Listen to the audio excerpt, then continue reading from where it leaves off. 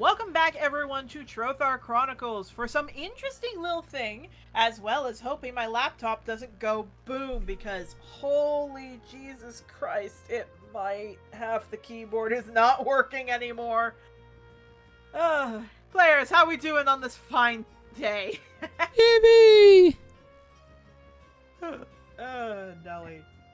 Well, two of you are fine, and one of you is coughing up black blood, so Willow, that'll be fun, won't it? Yay! I hope y'all are ready for lore stuff with Willow, because that is what we will be doing. Of course, we have a few things to go over with the Trothar community. We'll be posting these videos up again. We've got a little bit of a backlog. We're all good. The only thing to warn, of course, is that there might be further gaps in releasing until we can finish, for my part, saving up for a new computer, because this one is almost 8 years old and it's glitching to hell and back. I am really sorry for the delay. I promise we are trying very hard to fix it. It's just run its course. It's unfortunately just run its course. I can't fix that. But we will try very hard to get this all set up and do the best we can. The hope is in a week or two we might be able to save up enough money to just push through, get the last thing set. And for our players, just a little bit of a shout out because I'd like to do this. A certain music composer over here has a commission sale going on. I believe it's going to last for a while. It just ended, so Never mind. Still go commission this man. He is fantastic. commissions are always open, please. This is my job. Yes. So hey, if you want like a character theme for your character, maybe you want some music for your campaign, go to Tavern Cat. He is absolutely fantastic. And of course, because these have been going on, Churro II over here has been doing some wonderful tokens, specifically little icons for Discord and such. If you are in a Trothar server, Gunmetal actually has one of the tokens he did. I am super proud of him. So please also commission Churro II if you're looking for campaign tokens or anything else. I have done so many of them. All one of them. But it's a chibi style. So if you like chibi styles, definitely go hook up with Churro II. Of course, you can always get the links in the description. And then Doolbug Doge over here, Sweetie just stays quiet under the rock. And he likes the rock. The rock is the home. Nelly. It's a Warrior Cat's rock. It is a Warrior Cat's rock! Oh, no. Okay, so let us get going. Players, are we ready to go? Good. Trothar Chronicles is a D&D campaign that involves a lot of topics that are not suitable for children. Some of these involve violence, sexual assault, trauma, animal abuse, and Greek-inspired incestuous thoughts that are never played out. But the actions and their results can be talked about. Of course, certain things going on right now are mortality, especially what's happening in this one, talks about existentialism as well as mortality. Your discretion is advised. Please put your mental health first above a game. Due to the improvisation of the show, themes and situations can occur that I cannot always give a warning for. If the topic starts to make you uncomfortable, please know you can step at any point. We always want you guys to put your best self forward, as well as just taking care of yourself and just being happy. And if this doesn't make you feel happy, please know you can step back. No offense taken. Alright, players, are we ready to give a little bit of a summary of what happened and then going over your first challenge of the session? Take that as a yes. Alright. So,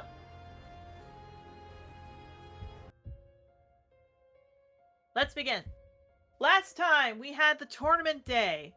Willow got to spend some time and basically had a little bit of a threat from the Sovereign, mentioning, hey, I want you to go do this thing, which Willow did not want to do.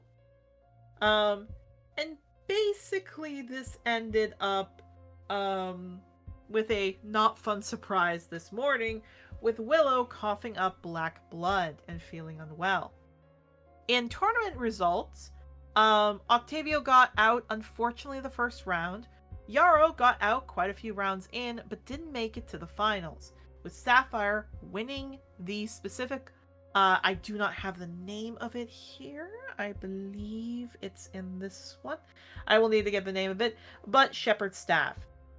So the idea is that she probably will get rid of it because she's not a druid. She is a bard. And bards, unfortunately, well, they can't use all the lovely little flowers and items and such. So, the idea is that it was good.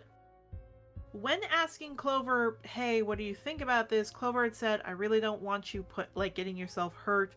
I want you to decide for yourself. And Jenny and, well, Ray started to kind of do a little bit of dating. Kind of a little get together. However, currently we have a not fun situation with Willow. So Willow, for the current time until you can successfully get a nat 20, or until a certain someone stops this from happening, probably they won't, you are cursed with Celestial's Wrath. Please take your con save and make it a negative. Whatever the number you have for your con is a negative. Boy. Your goal with this challenge is to get 10. Not on the dice. You're not going to have disadvantage, but you gotta get 10. So, what's your con number? It's 4, so it's -4, but... Yep.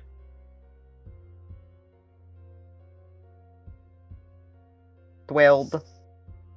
12. Okay, so... Can you imagine if I immediately nat 20? That'd be really I funny. that was honestly... That would be exactly what you do. That is on brand for you, huh? No offense. It would've been would really be on funny. brand, but I would just scream in the other room. Thank you for not getting that. So Then there's like 50 pages of notes being ripped up in the background. not 50 pages of notes, but I'm like, oh, come on. I want to point out, because I told this to Erica in the car the other day, because the rest of us don't have the context that the Sovereign can absolutely do this, it made me laugh last session when it ended with Willow waking up like this, and then just being like random disease thing when waking up. Well, if it isn't the consequences of my consequences. Yeah. Yeah. God. Honestly, this is preferable. They prefer this outcome. This is the preferable outcome? Really, Willow? Half of it in I'm the person who's getting the consequences, I prefer that, and half in a Willow suicidal, so they do feel some sense of satisfaction when they're hurt. So... Oh, God.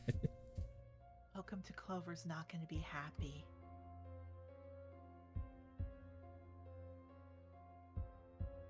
Alright, so... Willow, you cough. Clover's been cuddled up with you, so she hears that noise and she looks over. She starts freaking out. And the way she freaks out is, alright, Octavio and Yarrow, please tell me which of these, if one of this will hit you. Oh, God. Why are we still bunked? I thought we spread out. It's up to you. I just saw your 2 tokens there, so I'm like, okay, they're still there. You can spread out, though. Fully fine with that.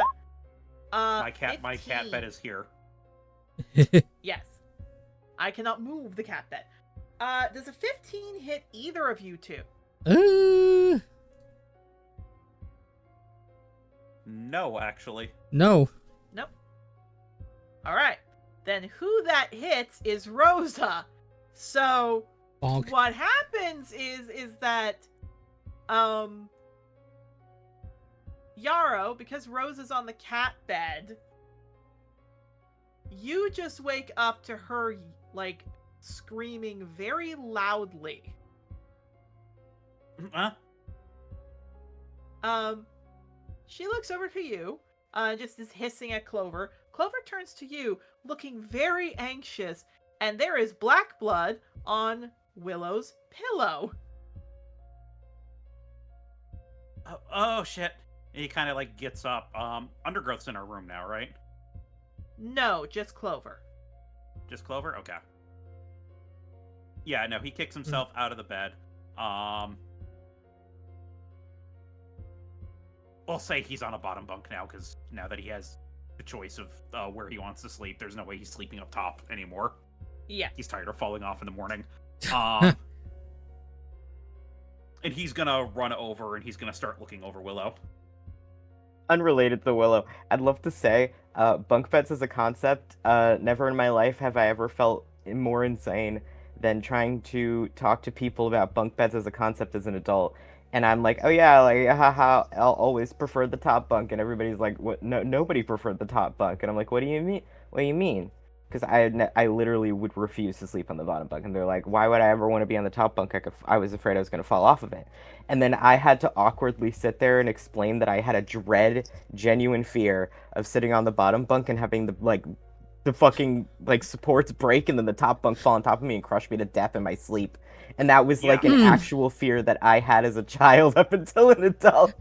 And then I had to sit there and be like, whoa, I had an anxiety disorder. Yeah. Honestly, valid though. It is. If I fell off the bed, I'd be fine. I would be ouch, but I'd be alive. If the bed broke and it fell on top of me, I'd be dead. And you wonder why you did not get diagnosed till later with autism. I think more shocking is the OCD, but That too. So, Willow, you think you're fine. You feel a little unwell, but you're fine. Yarrow, Willow's scales are falling off where the black parts are.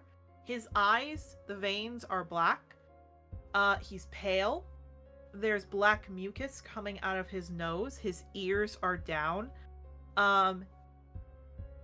Vulture is hissing at that. He does not like it. And furthermore, he is a diamond dragon, so obviously he's going to feel a little warm because, radiant breath. You're standing 5 feet away from him. It feels like you're beside a fire.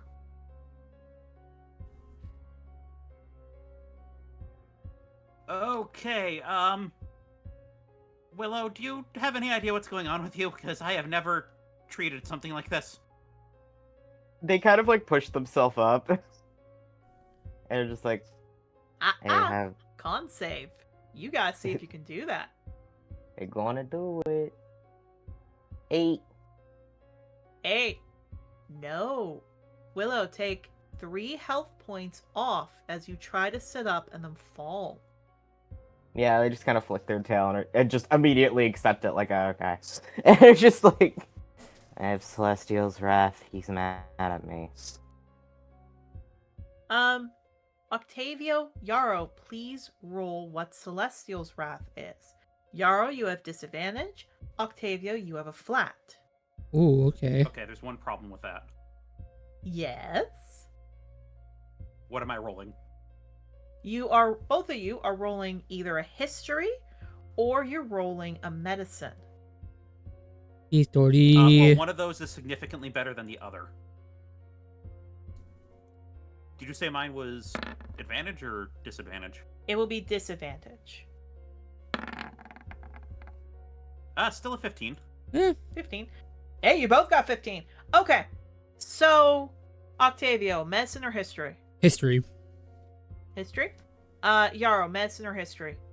That is a medicine. Okay. So, Yarrow, this is a celestial illness. You do not remember much of it because your mom would never have taught you this.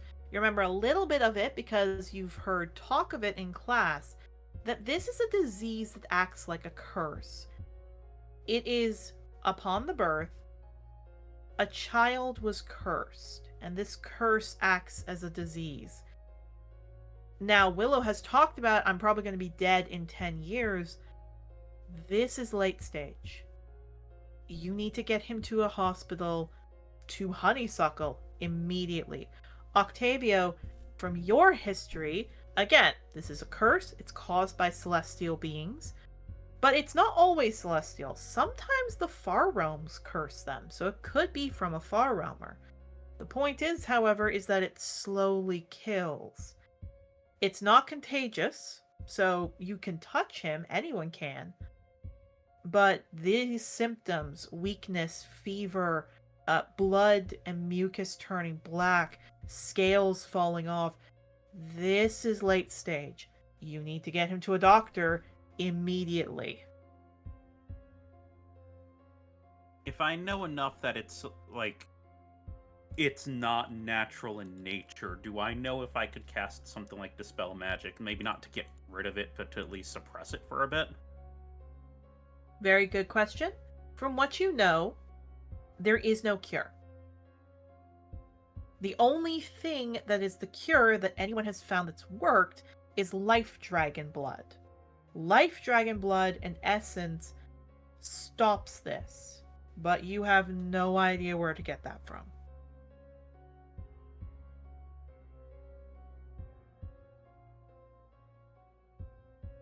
I'm gonna get him to Honeysuckle, and he's gonna pick Willow up, and I have to stop and think about for a second how much clothing he's wearing right now. Fair enough. Yeah. Yes, he's Clover- probably wearing shorts. Yeah, Clover is in a simple nightgown. She immediately gets up. She's trying to go. However, the kid's hearing the commotion. Sage pokes his head out, blinks. What's going? He sees you, Willow, and he starts freaking out. Clover strides over, like bounds over in a few strides, grabs him and closes the door. Though you can hear a lot of screaming coming from in there. On the note of where Zagreus, Henrietta, and Jamal are, there appears to be up on the ceiling a small little nest area that all of them seem missing. Obviously, they come and go wherever they please, and they're probably not here right now. But Yarrow, you get to run! Please roll a strength to see if you can carry Willow. Athletics? I'd say a strength save. Take a bardic, my dude. I'm sorry. I'm scrolling through DoorDash right now because I'm like, I want burger. Just to find out that a fucking sex shop delivers on DoorDash. Tulip would be so proud. That's the least surprising thing considering I know where you live, hun, so... I swear to God. Okay, I just had to double check something, if I had something equipped. Just de-equipped, because there's no way he would have slept in his fucking cloak. 6. You have a bardic. You want to Maybe take a that'll get D8? better. D8? Willow, who is a known hater, just like, can you please get dressed? Yeah. So, Yarrow, it's You telling me you sleep in hard. your cloaks? No, they're like, I'll live a few more minutes if you put on your fucking clothes. He's at least wearing shorts, his dick's not out. They're like, that's not that great. Oh, Nelly. So, what I was going to say is, very clearly, you run. Willow, this is a game to see if you knock out or not. Hopefully you don't, but we have to play a game. Specifically, it takes 15 minutes to run there. Every minute, you need to roll to see if you lose more health.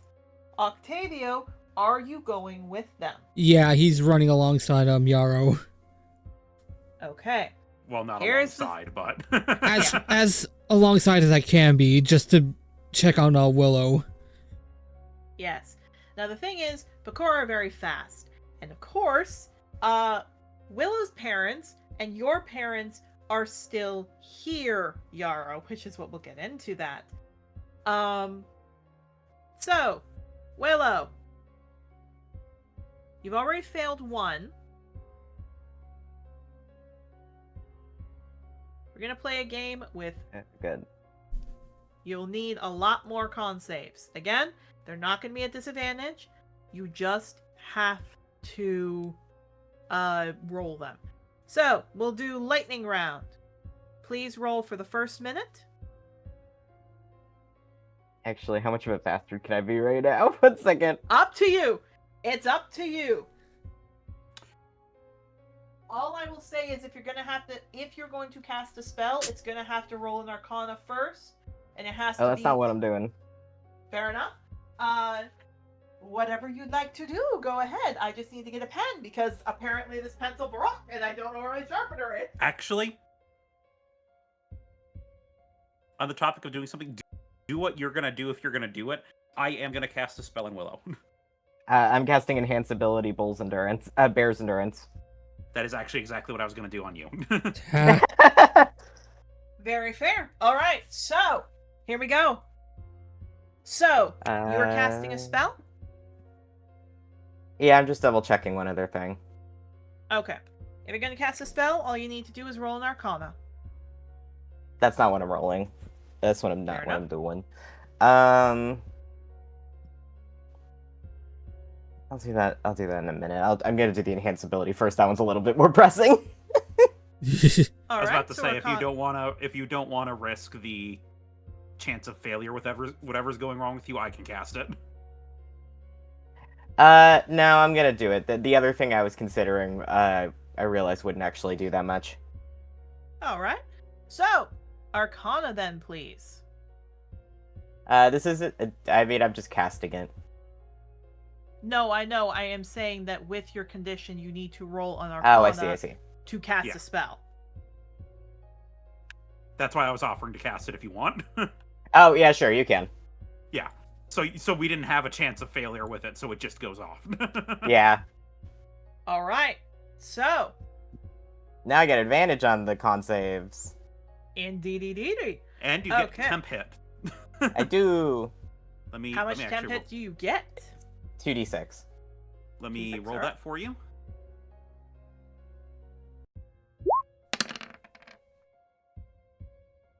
Seven's good. Seven's good. Yeah. Yeah, Seven's 7's good. not bad. So it's not bad. All right. And luckily Willow's built to be a tank, so I've got really high HP. Indeed. Okay, so Willow, your first con save, please. 0, baby! I have advantage, wait. 9. Advantage! 9! It's not No! 0. Take 3 health off, please. That's It's still in temp.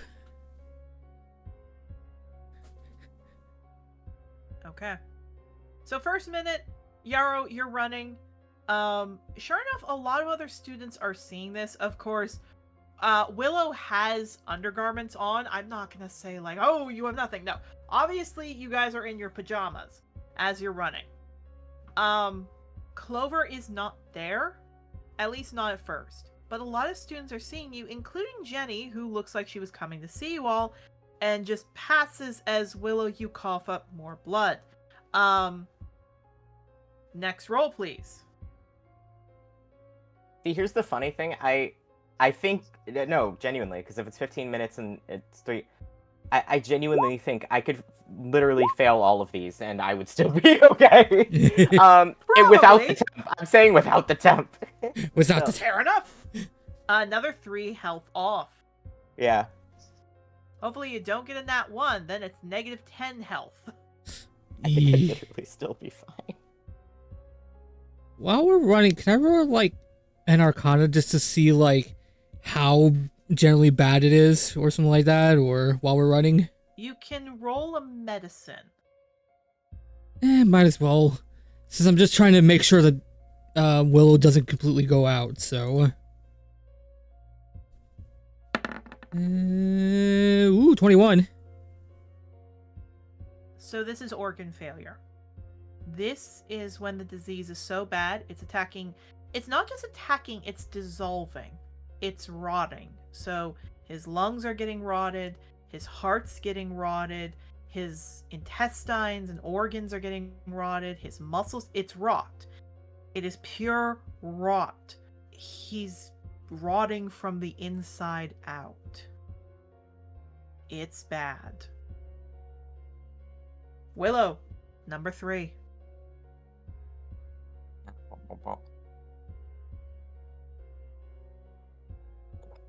Okay. You could succeed one of these, Willow. No one would stop you. That would be nice. Okay. At least we've got prevention up from you getting a nat 1. Yes. True. All right. Next one, please. Come on, man. We'll do 2 more, and then I'll describe how this goes. Next one. It's so funny. There we go. Okay. Okay. So we're going to do this. That is a success. Okay. Willow. There is less direness, and I can change the music. Yarrow, I need you to roll me a con save. A con save. A con save, yes.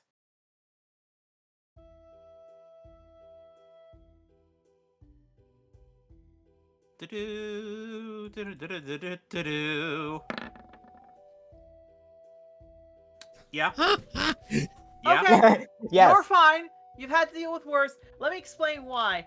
Willow, just as you get outside and you kind of feel bad and like suddenly the heat's going down and you feel all right and you kind of twitch a bit and then you vomit. And you don't vomit a little bit. You vomit black blood, then normal blood, and little bits of skin tissue all on Yarrow. Yarrow, you look like you are just covered in bile and gore. But he seems okay, because Willow, you have your head up, you're fine. You're okay now. Yeah, they just kind of like push themselves off of Yara and kind of just flick their tail back and forth a little bit. Yeah. Are you okay? I mean, no, but yeah, I'm okay. It's whatever. Maybe we should Hi. still go to Honeysuckle. They look like they're gonna argue for a second, but they kind of just grumble and accept that. I was about to say, I don't think you want to argue with us, because then you'd be arguing with Clover then. They don't argue. It's very much like that is what they were thinking. It was just like, I don't really want to go to the doctor, but yeah, sure. Like Clover would be mad at me. Do I have an excuse? No, I don't. Okay. Yeah, basically. Octavia also then looks over at Yarrow, sees the mess, and is like, do you want me to clean that up for you?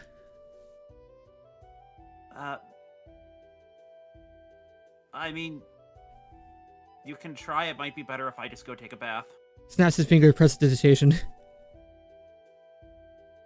Yeah, that only does like what?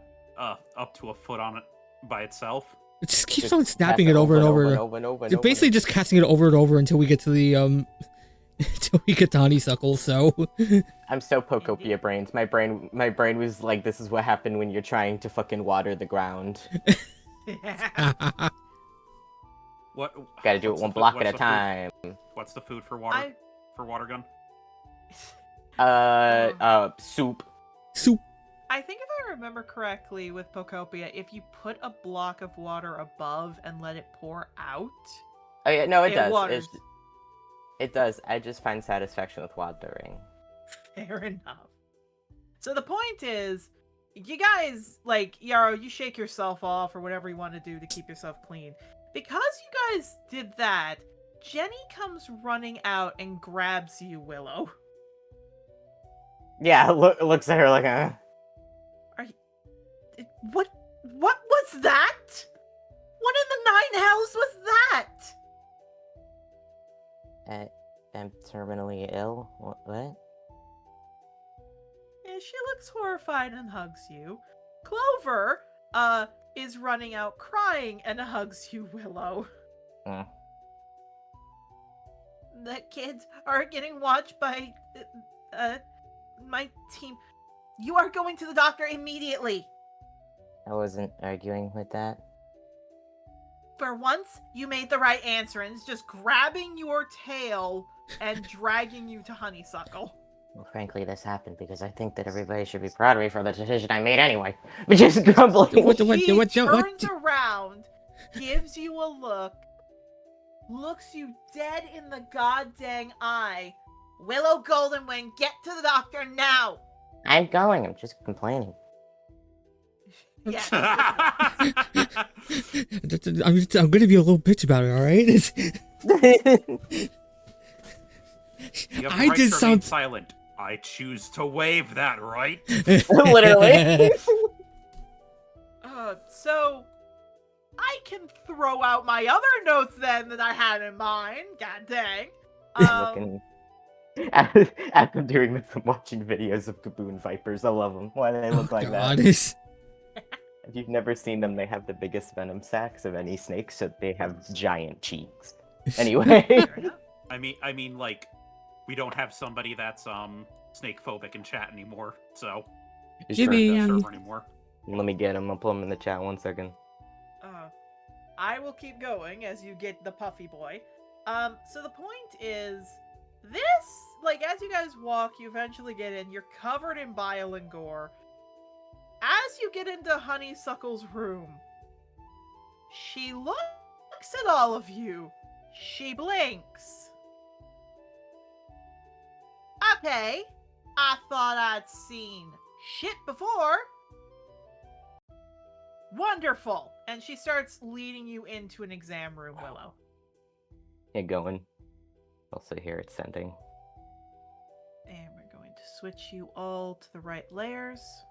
Oh, when they talk about fucking venomous snakes being arrowhead, they got nothing on this guy. Look at this guy. Look at this dude. Look at this dude. Indeed. This is what Alright. you use an example when you're teaching somebody about the shape of snake heads. Yeah. Yeah. Okay. So, Honeysuckle brings you in. It looks like there are a few people that are in here. Some of them are, like, from tournament injuries and such. Some are not. Some have, like, a lot of injuries, and some do not. Willow, you failed a total of 5 times. That's important. So, she leads you in. Honeysuckle looks at you, kind of sees the blood and such on Yarrow. Looks to both you, Yarrow, you, Octavio. You want to be here for this, or you want to stay out? Yara's gonna look at Willow. They're like, I don't know what the fuck is happening. I don't know. Yeah, she looks to you, and she goes into a drawer and pulls out a ring with an eyeball on it. Lovely little gems around it. She puts it on. Okay. Right. Kind of looks to you.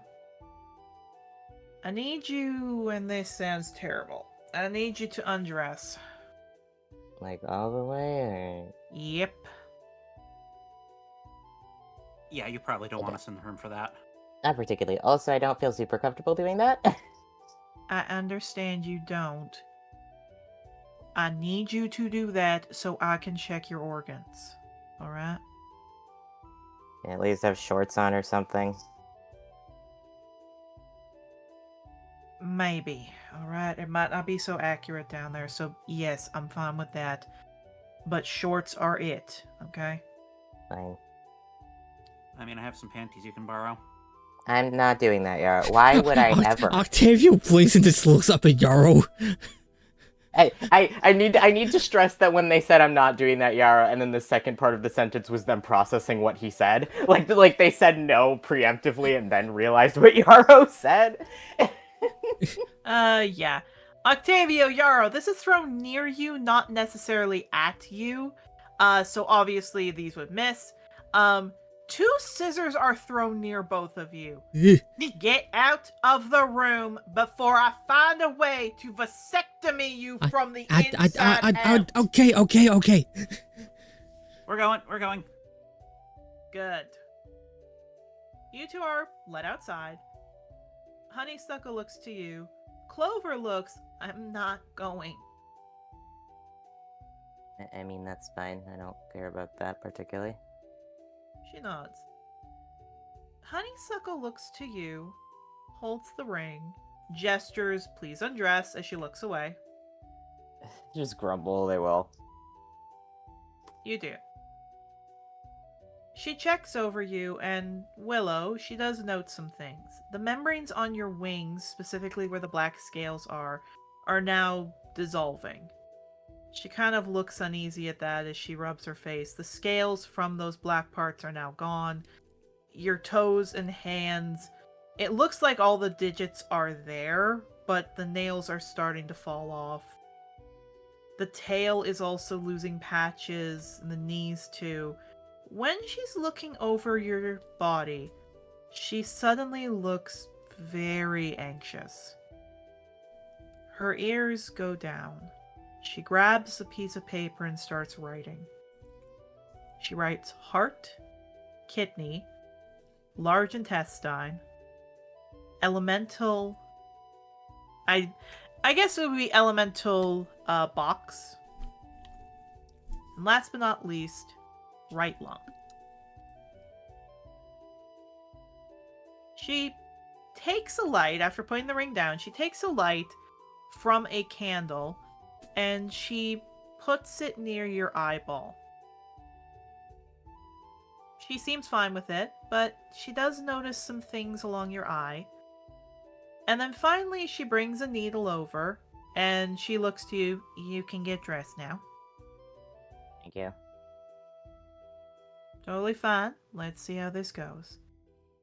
She takes some blood from a needle, little poke, specifically from 2 spots.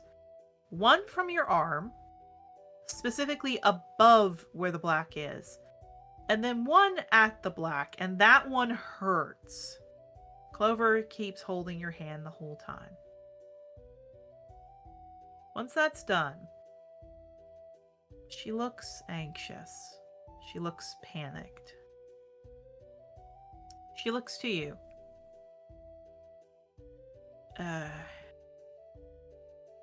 You want your team in here for this, sugar, or you want me to give you the news on your own? I don't care either way. Okay. She walks out, pushes the door open, and looks to you, Yarrow, and looks to you, Octavio. You two, come in here. From the usual sassiness that is Honeysuckle, she looks somber as I change the music.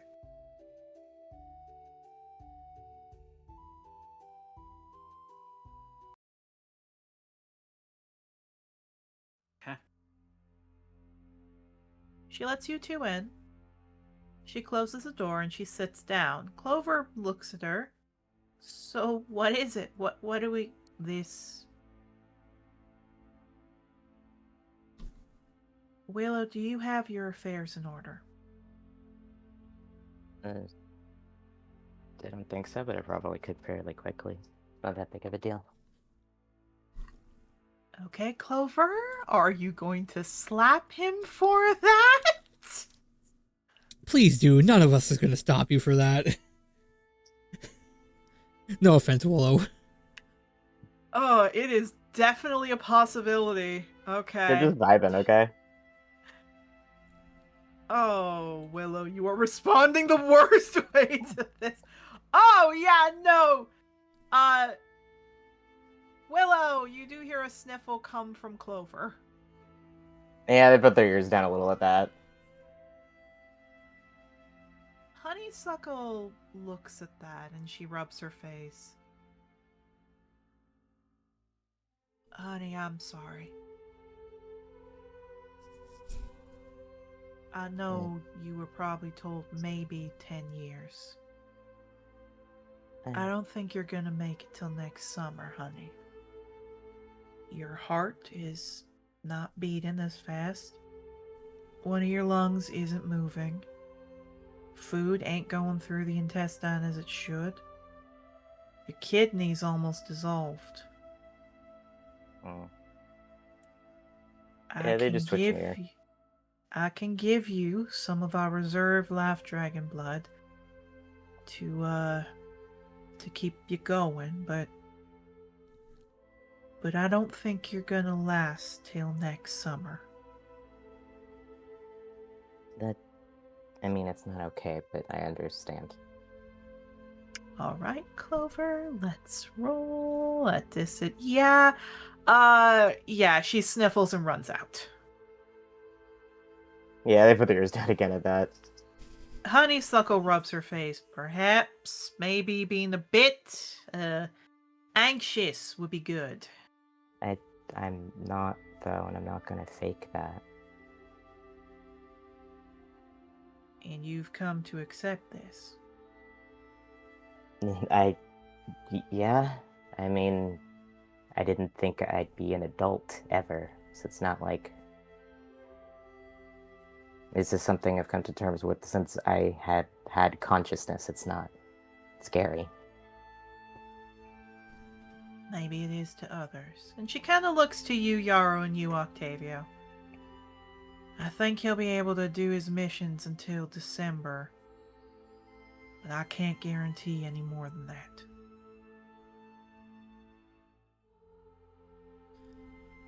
Okay, well, this is a godly disease, right? Can that god get rid of it?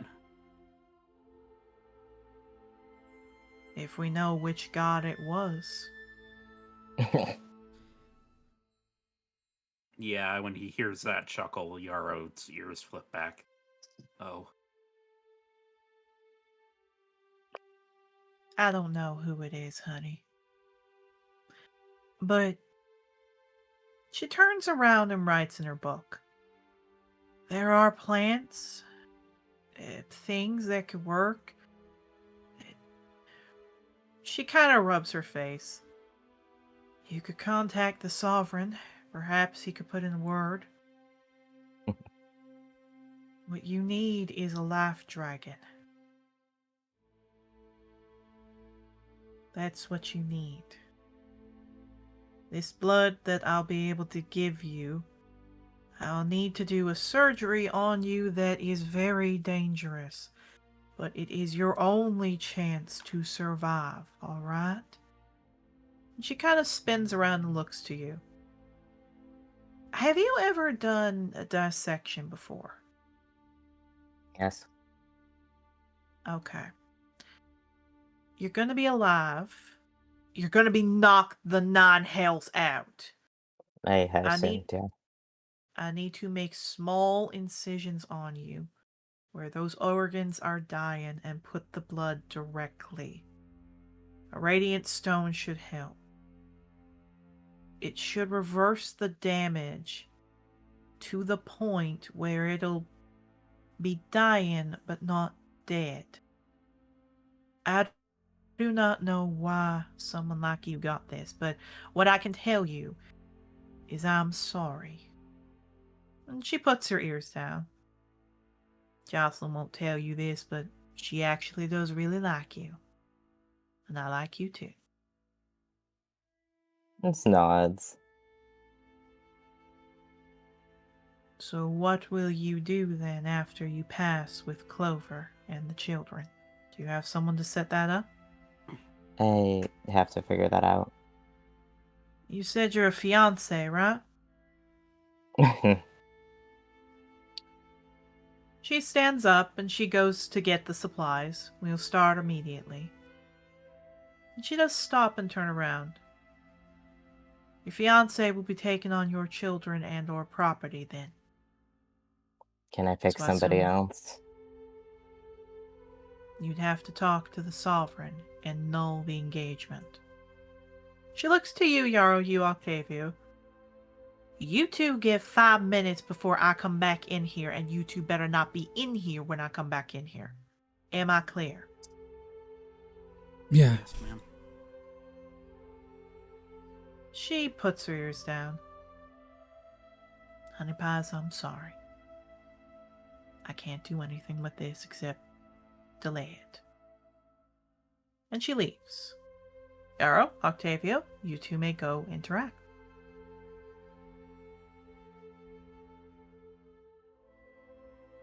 Okay, well, did you break off the engagement already? No, I hadn't. Believe it or not, this anger is just because I didn't do the thing yesterday, not because of that. Just because you didn't follow that? Well, yeah, I mean... This is definitely... not particularly an escalation.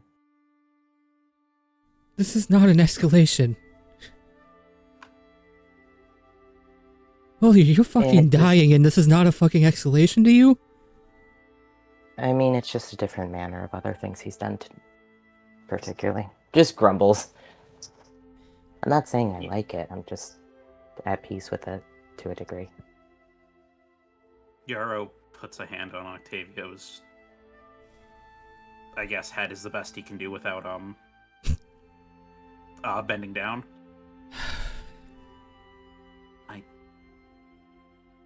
I get it too, Octavio. I feel the same way, but he's literally been facing this his entire life. Of course, he's gonna be acting differently than we are. I know, it's just... Look, I understand that death is scary to people who have not had a lot of interaction with it, and that's fine. I'm not offended by the way people feel about it, but I don't have any kind of fear with it, really. And I know that that's disturbing, but they shrug. We know who the father of some of your children is. Okay, well, if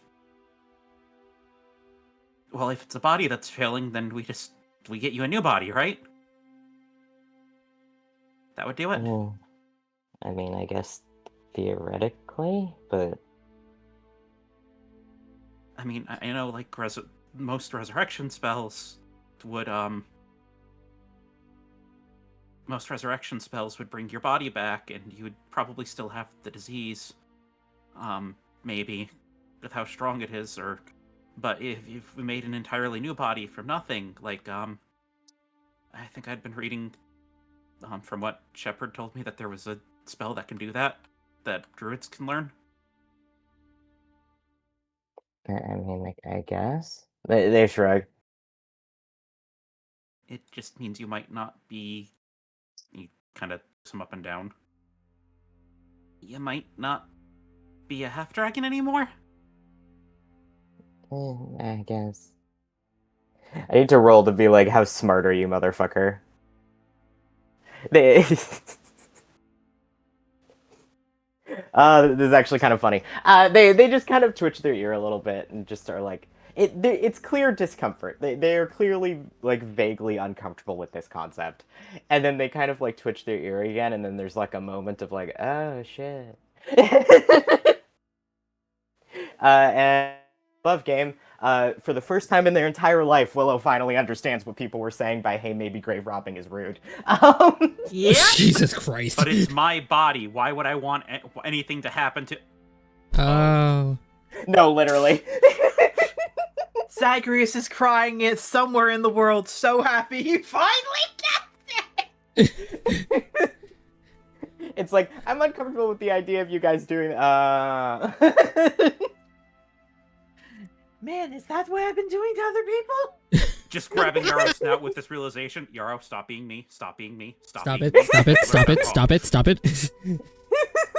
I've learned I'm wrong. When did you learn you're wrong? Right now. Literally, we're just right now, like 5 seconds ago. Right as you use my own words against me. No, they just twitch their ear a little bit and just like... I mean, theoretically, it just feels like that's a little bit of a...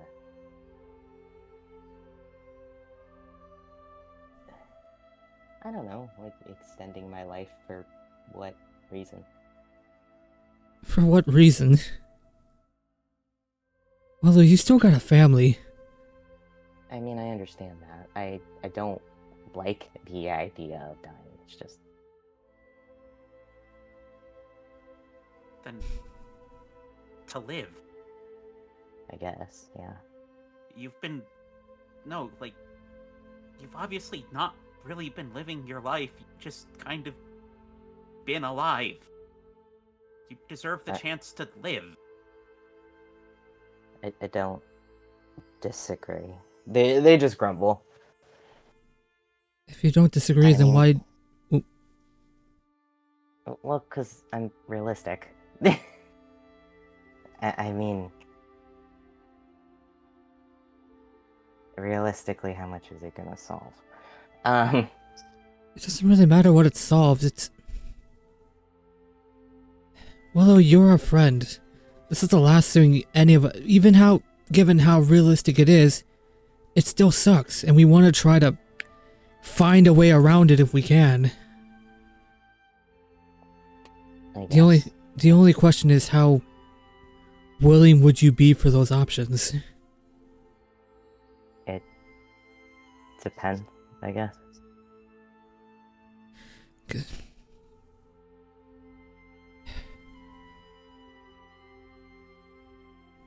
So definitely know if it's not us that's going to be looking for some way to fix this, you know Clover is. They just sigh.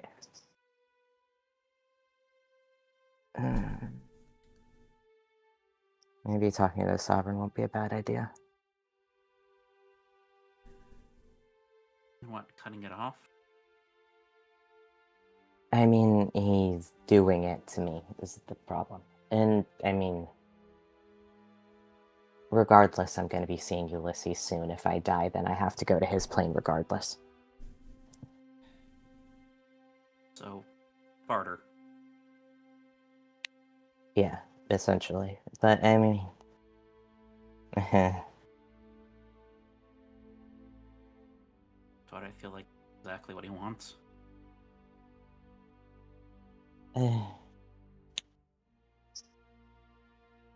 I mean, I know things he wants, I'm just not willing to give them. But...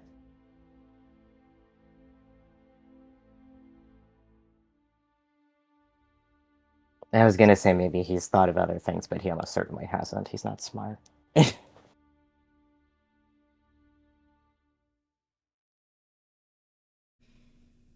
don't know, maybe contacting him wouldn't be terrible.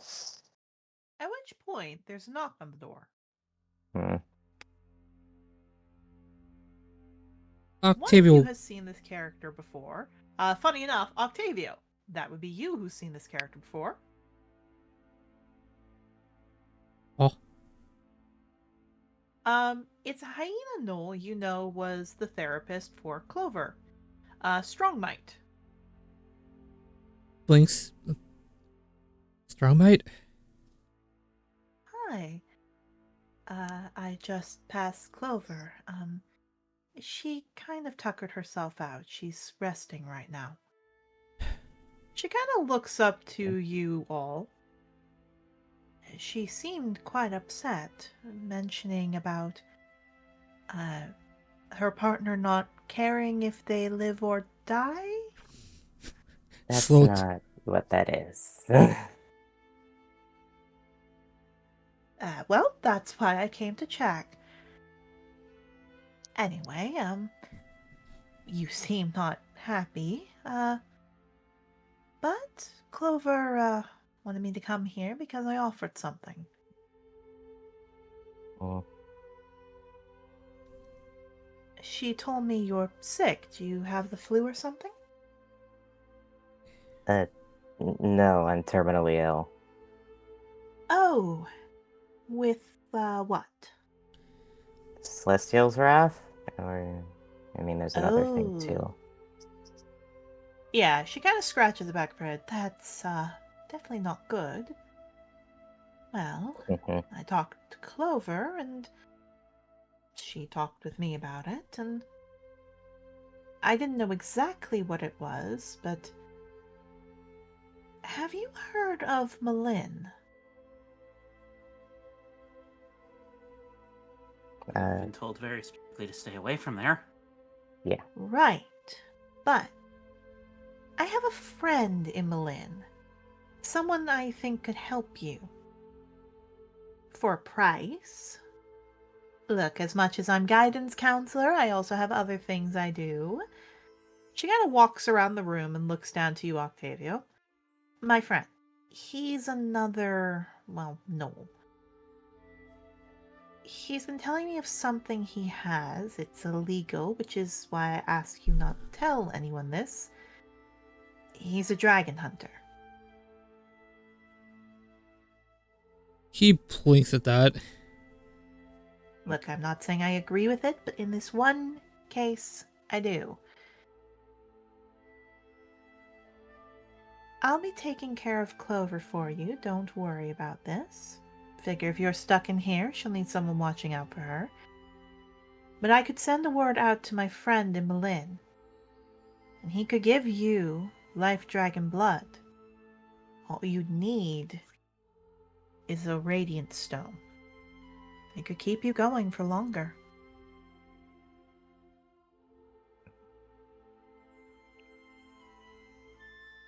We've seen the kind of things that dragon hunters have been doing firsthand. He looks to Willow and looks back. I can't abide by it. I'm not saying it's the best option, but you kind of looks to Willow. Okay, I'm gonna put the guidance counselor thing going. You look like shit. No, And I would think a father would want to see more than just his wife going into labor before no more life. I mean, I do. It's not, this isn't, I don't care if I die. This is, I've accepted that's an inevitability. Of course. I think it's a very healthy thing to do. I think you're pretty smart for that. But I made a promise to at the very least tell you about this. I just want to ask if you want it before I head back.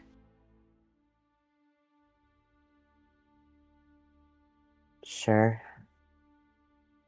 Wonderful. She walks over. His name's Puff. She hands a letter over to you. Half dragon. Ironically, not the biggest fan of dragons. In this case, and she pushes the letter, like the name, forward.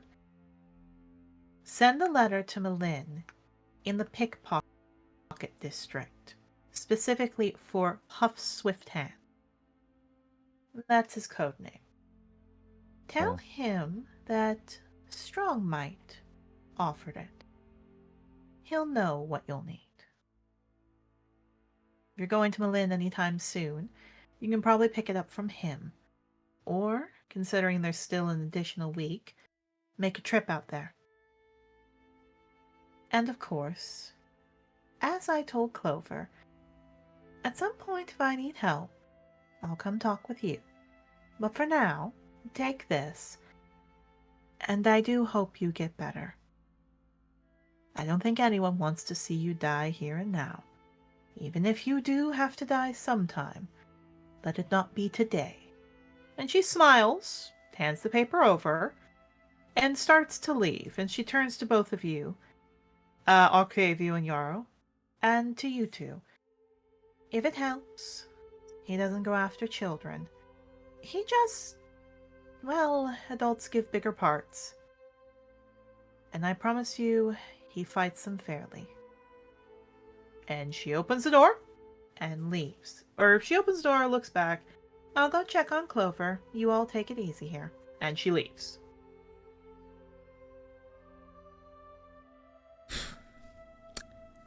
Willow, or Yarrow, kind of whips his head around. Can't seriously be thinking about this.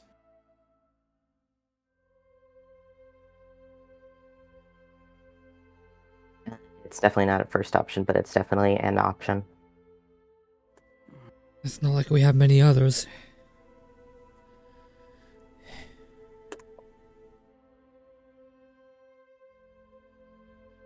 Regardless, I'll contact.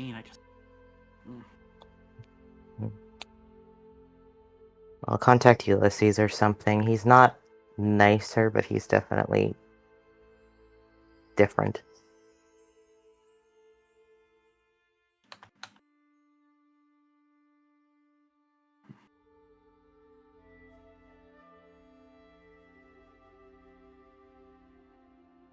I don't know. I know they said they had like a special track for people that needed to bond with the dragon to stay alive.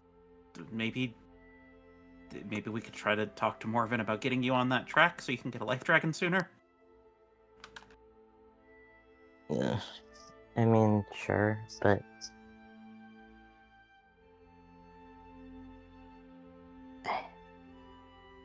I don't know. I've never gotten particularly the impression that many of the people who work here care much if I die. That sounds terrible, but it is how I feel.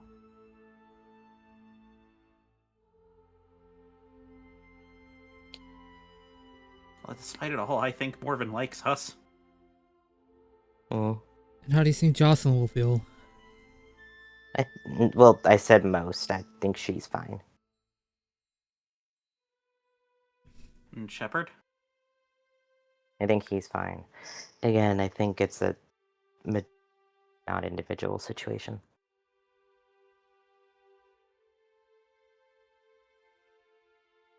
And I'm not particularly fond of authority in general, so they shrug. I mean, I don't think any of us are. Mm. Wouldn't be here if we were.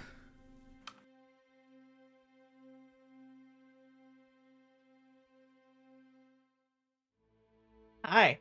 So while that happens, Honeysuckle walks in. All right, all of you out. Well, this is a cheery little bit. Kind of looks to you, Willow. Finally looks like you're showing a bit of emotion with this. Right, you two. Kind of looks to both of you. Out. I got some cutting to do. Right.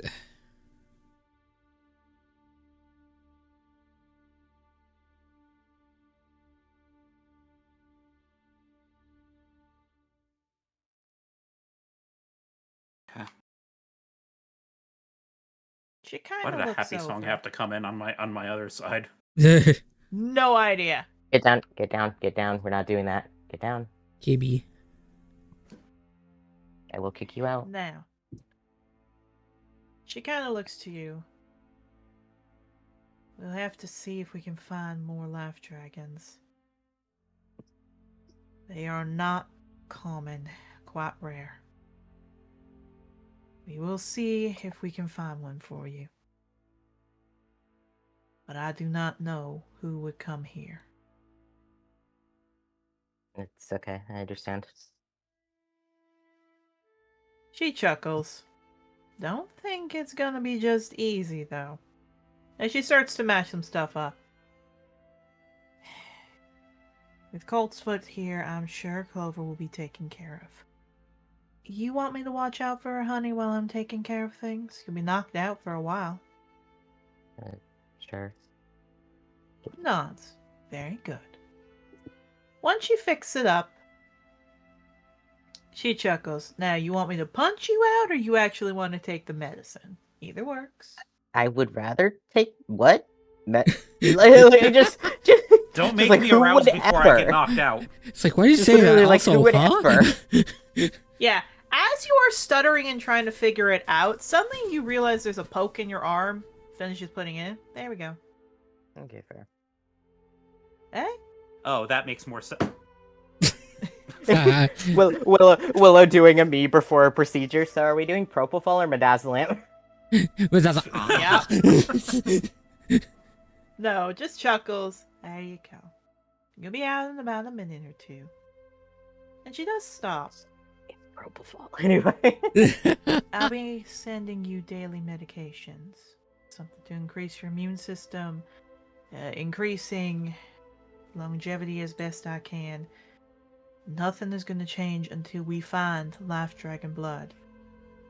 And she does open up a cabinet with a key. This stuff is the last we've got.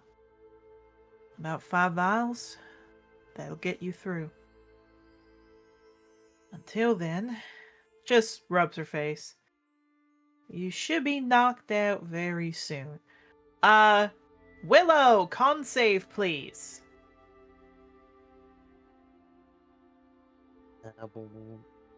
My normal one, or Normal one, yes. Now the curse is gone, yes. Has it been long enough that the enhanced ability's off? Oh, it's still going, actually. There's no way it's been a fucking hour. Yep. 90. 19. You kind of fight this for a bit, but it takes you about 10 minutes before you finally pass out. We will cut over to the tournament to see how that goes. Octavio, Yarrow, you two are out of the room. Oh, yeah? They DKT'd my ass like I'm a cat. Anyway. Yeah! They kitty magic. Kitty Oh, magic. no. For context, You are there's going down as hard as Percy does, like fighting the drug at every opportunity. from my understanding, they kitty magic Percy. So. Oh god. Yeah, And I absolutely. mean... Yeah, They that have to is kitty because magic. They have to because he's fucking resistant to everything. Well, yeah, the fucking that's why I'm saying I'm pretty sure the kitty magic Percy. For context above game, kitty magic is a combination of dexmedetomidine, ketamine, and torb. Torbugistic, but it's called torb. If you work with it. And if you mix all of those medications together, it knocks basically anything on its ass. But you don't go for it first because ketamine is a really hard drug, and so you try other things first. But if they literally will knock with a fuck down, you know one thing will do it. Yeah, Because it's unfortunately, our stronger boys than got... pure ketamine, but with less of the drawbacks of ketamine. This. Yeah. Unfortunately, our boy is very drug resistant, which does not help. Alternatively, you can use Tilazol, but Tilazol is bad for you. Yeah. But, with this happy music, Octavio, Yarrow, you get out. You do see that Clover has passed out and Swiftmite is petting her head. Looks like she's in a room. It doesn't look like anyone else is coming here. You do see Swiftmite passes a note to another nurse. The nurse reads it, seems they're talking. Swiftmite eventually walks up and leaves. As the nurse looks like they're heading off to find somewhere, probably finding Willow's parents, because this is a surgery. Yeah.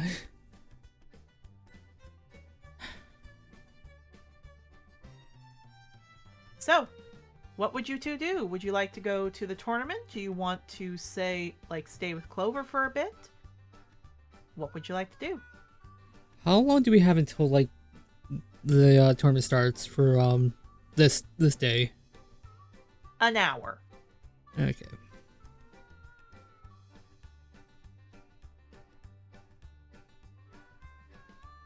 I need to go get my clothes on. I need to go check the mail real quick before the tournament. Does I want to stay with Clover? Should I carry her back to the room while I go? If you want. I mean, I was debating going to talk to Marvin about this just to get like another opinion on this, I guess. Yeah. I don't know. If I see Shepard, I want to talk. I don't know though. It's just looks at Clover. It's just a lot. So. Yeah, it is.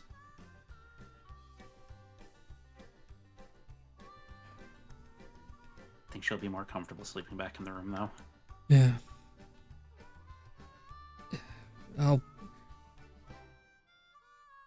I can. No, she'd probably want to wake up to be able to go see him when the surgery's done.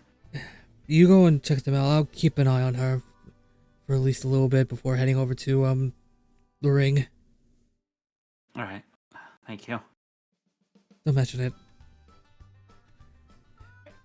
We're gonna roll a if d4. they- Oh, sorry? He's just gonna say if they start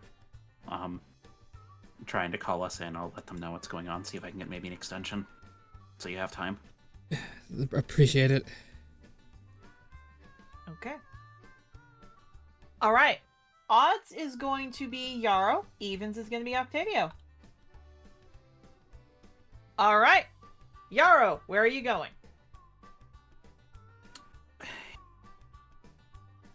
He's already walking around like this. It's probably closer to just go stop by the mail now and then go back to the room than it is to go back to the room. It is. First. People are kind of staring at you impressed. Like, for the girls, like, oh shit, that is a very well done buck. He's got Or he's some got the of them build. are looking at you like, oh my.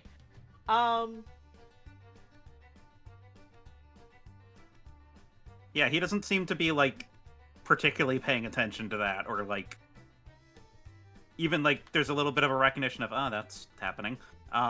Like not a thought about why that's going on, or any reaction as to why that might be going on, or feeling like he needs to cover himself up more. Indeed. Jenny, for her part, is not here. It looks like she went back. Willow's family, his parents, are running breakneck pace. They seem to be ignoring you, as the person who got the letter and ran off is coming back with his family. However, Sapphire does walk up to you, sees you're in that, covers her eyes. Okay, I could have gone my whole damn life not seeing you half naked. Hi. Hi? Sorry, it was Okay. a bit of an emergency. Yeah, I heard. Jenny has literally been telling everybody. Are you telling me that black blood thingy's back with him? It wasn't there at one point? Well, like it was small when I remember him. It sounds like it's really bad.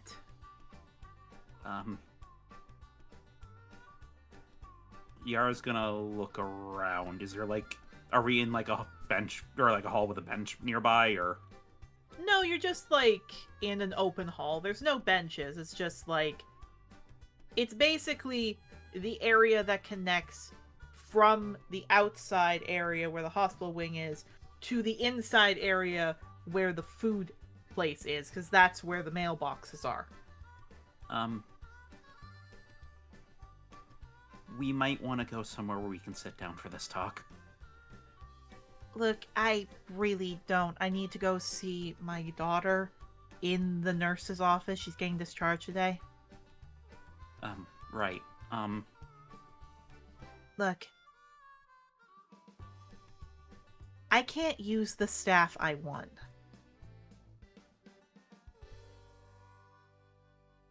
Okay. So, I wanted to do one of two things with it. One, turns out I could sell this for a nice penny as she holds it up. Still eyes covered. But two, I thought maybe I could give you this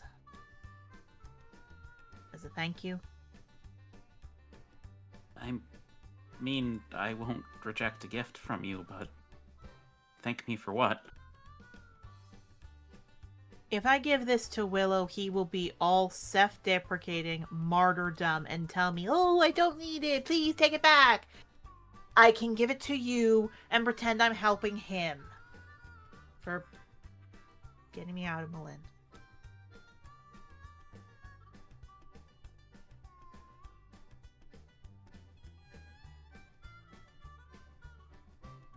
He kind of looks at it for a bit. It's your prize.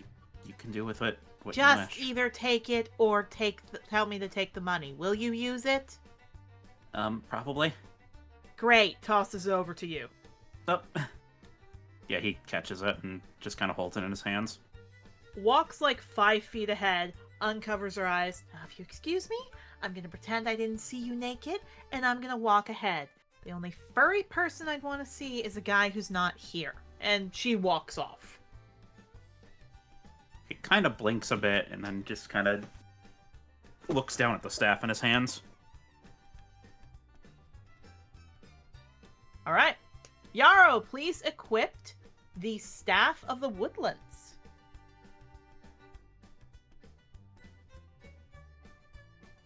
Oh wait, I know how this website's set up. This is going to be under magic weapons.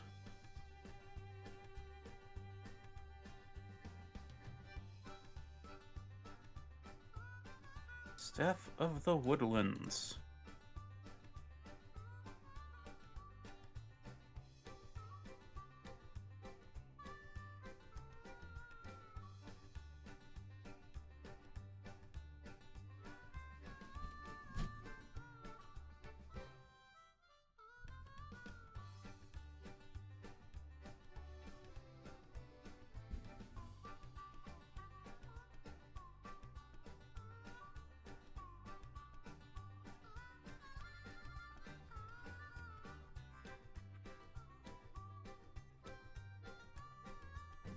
Okay. Ooh, okay, yeah.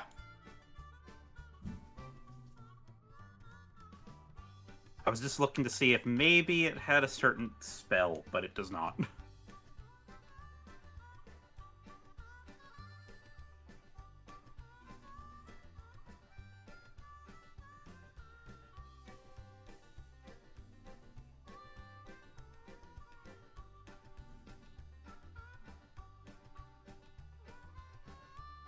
All right.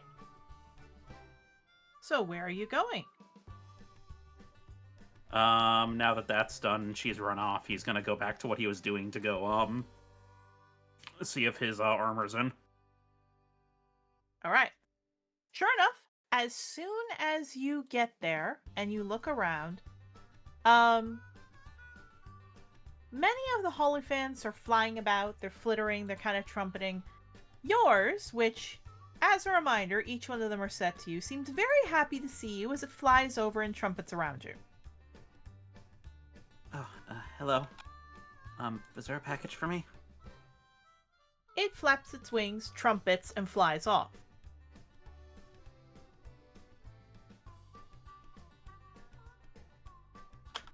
Yeah, he'll find a place to just kind of wait for a little bit. You do. Once you go and you wait, because I don't believe I've ever mentioned who the head of the mail courier business is. I don't believe so, no. You see what looks to be funny enough, a species that I haven't talked about much on this whole game. You see, walking up is something that, again, you also haven't seen too much. It looks to be... You think a bat, because you've seen a bat before. But not like this. It is a very big bat. It has a collar on, so it's a new age. And it smiles to you and nods. This is a I always have trouble with their names. I probably will change at some point. Chirotera. So it's a Chirotera or a bat folk. And it kind of just smiles. Nods. Hi there. Oh, hello. She flaps her wings and gets at your level. So, how are you doing today? Do you have mail you want to pick up? Yeah, there was a, I think a package from me from Grove that should have arrived probably yesterday. Ah, yes, I know. I was wondering who that was from.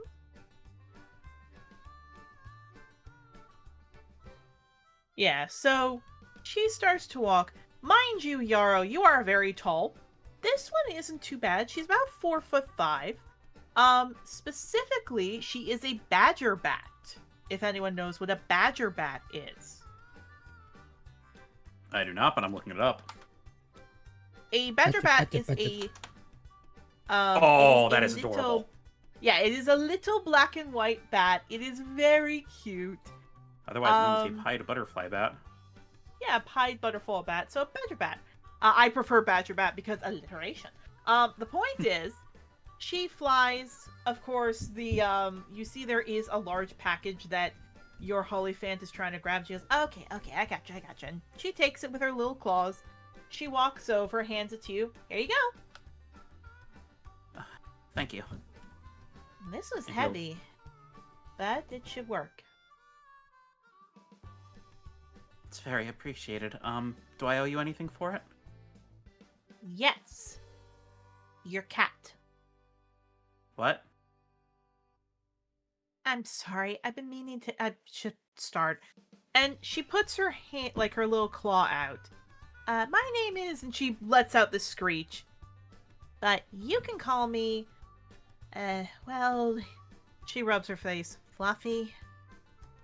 Fluffy. I don't like that name, but that's the name I was given. So just call me Pied, okay? Okay. Hello, Pied? I've been meaning to talk to you and the other one. You know, the weirdo that you hang around with. You're gonna have to be more specific. Okay, the tall, weird one. Willow, the half dragon? Yeah, Mr. Grumpy Face. It's not inaccurate. Look, I don't talk to most people. I should normally be asleep by now. I want to sleep. But I don't really get to talk to many of you guys. Anyway, you do have cats, right? Yeah. Okay. We have some rat problem going around. Well, kind of. They don't eat anything. They just make holes. Every time I try to get something, there's like a new hole to my door.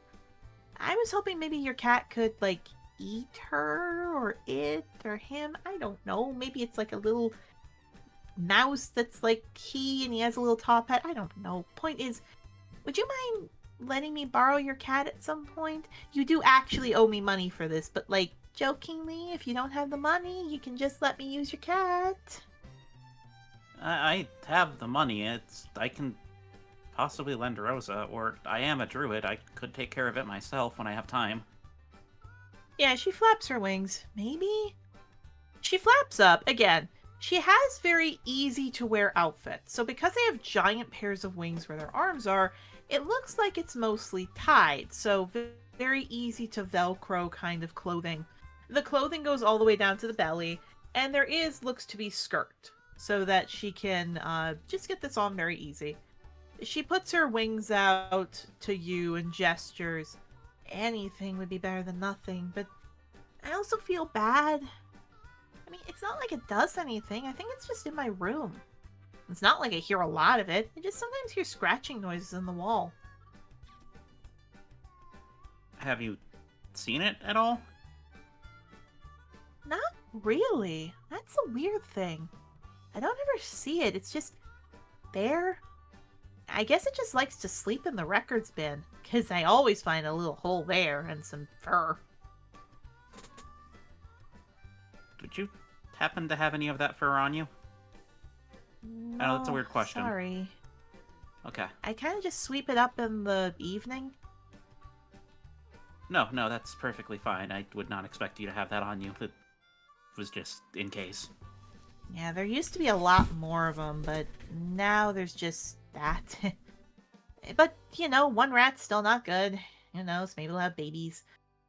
Enjoy the tournament. But she puts out her claws, which again, you realize it is a set of claws. Like, there is a thumb with a claw on it, but then there is like a little membrane of hand. As she puts it out, 4 gold, please. Yes, of course. And he's gonna reach into... He's gonna pat himself and realize he doesn't have his bag or anything on him. Kind of looks to left, right? Gold? Sorry, I had to rush my friend to the nurse's office, and I didn't bring my stuff on me. I've heard a lot about you. She pushes the package forward. I expect by the end of the day that I have my 4 gold. Okay? Yeah, after I'm done with the tournament, I'll stop by and also help out with your mouse problem. Perfect. Thank you. And Of course. again, name's Pied, but you can also call me Fluff if you want. I just don't like it as much. She flaps her wings and kicks herself off so she can go check on the other boxes. The holly fan's flying around her. He'll kind of take that in stride, and then realizing that he's starting to run a little bit more out of time, he's gonna hoof it a little bit to the room. Alright, you do. Pun kind of intended. Yes. You get there, you get your things. Do you want to switch one of your magic items for the staff, like the woodland staff? I have an idea of the things that I want to change around. The only question is, how insistent is Rosa going to be about wanting to come with me again? It looks like she's fine either way. Okay. If she is not vying that she really wants to come this time, I will leave her behind. Or I'll not like behind, like abandon her. I mean, like, Yeah, of course. I won't have her for one of my slots, and specifically, and I can't say this out loud because I don't have the chance of fighting Octavio in this one. Yeah, so you can say it this time. Yeah, he is gonna have his staff as his magic focus. Okay. He's gonna keep his amulet. Actually, is this gonna work the same way? Of it's about how much you lose as opposed to like actually getting knocked out? Yes, it is again how much you lose. Okay, I'm actually gonna not use the amulet of health then.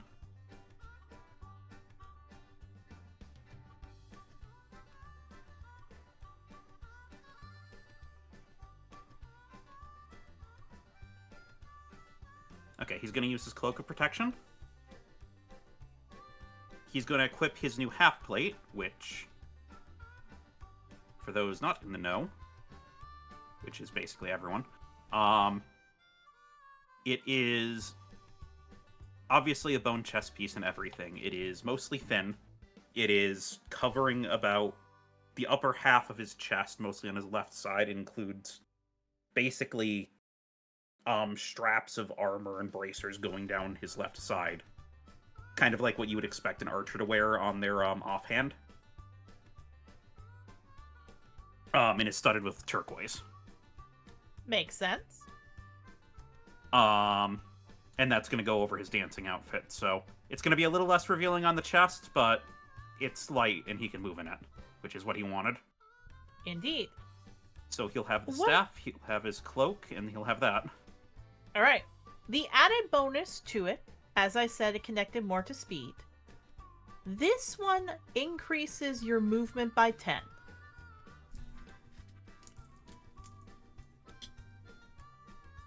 Ooh, I will probably add this as a custom item then. Indeedy. All right. We're going to change the music real quick. What? We're not just to you just yet. Yarrow, you realize as you get everything, it's going to take some extra time to go. So very quickly, you run off, and you're kind of not paying attention. You know, people are dodging you because they're trying to get to the area. But as you walk, suddenly you smack into something hard. Mm. You hear a gruff and then just, there. He kind of shakes his head a little bit. Sorry, and he's going to look at who he smacked into. It looks like you smacked into a tree. Because it's a very tall orc. Rather. Hi.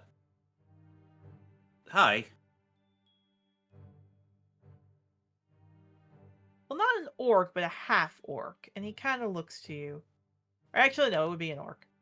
He looks to you. Can you tell me which way Headmaster Morven is? He's going to look up and down. Does this person look like a student or staff or... Oh god, no. He looks like someone you don't know. Definitely someone who maybe is a visitor? Probably a visitor.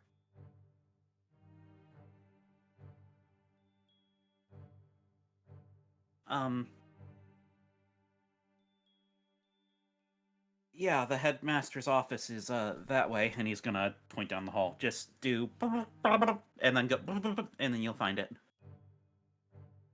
He nods. Thank you. He starts to walk and then stops and looks back. Hey, kid. Yes?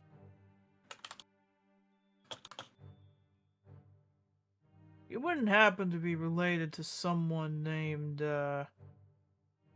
Oleander, would you?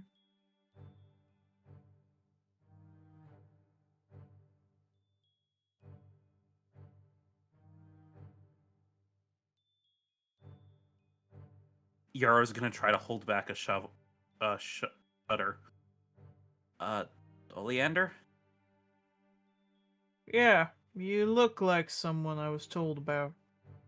You wouldn't happen to be related to someone named Oleander, would you? I have no relation, like familial relation to her, if that's what you're implying. Kind of looks you up and down. Might want to change your fur color then. He walks off.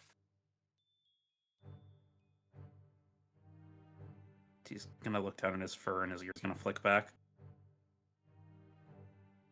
From behind you, as I change the music again, you hear, "Is something wrong?" Ah! He kind of like jumps a bit because he's in his head and looks over. What? What? In front of you is a wispy tornado-ish kind of being. It's not the biggest, but it kind of swirls in the air, constantly moving as it looks at you. "Hello, young prince. It is good to see you." Oh, sorry, you're an elemental, right? Air elemental, prince. Do you have a task you wish me to help with you today?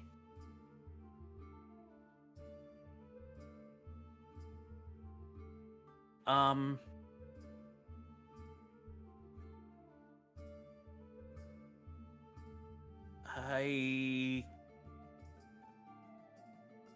don't know. Very well. And it spins around. I shall wait. If you want to call on me today, just call into the air. And again, it's this loud whooshing noise that you have no idea what it's saying as it just stops and looks at you. Primordial. Primordial. It specifically is saying windfly. Wingfly? Windfly. Windfly, okay.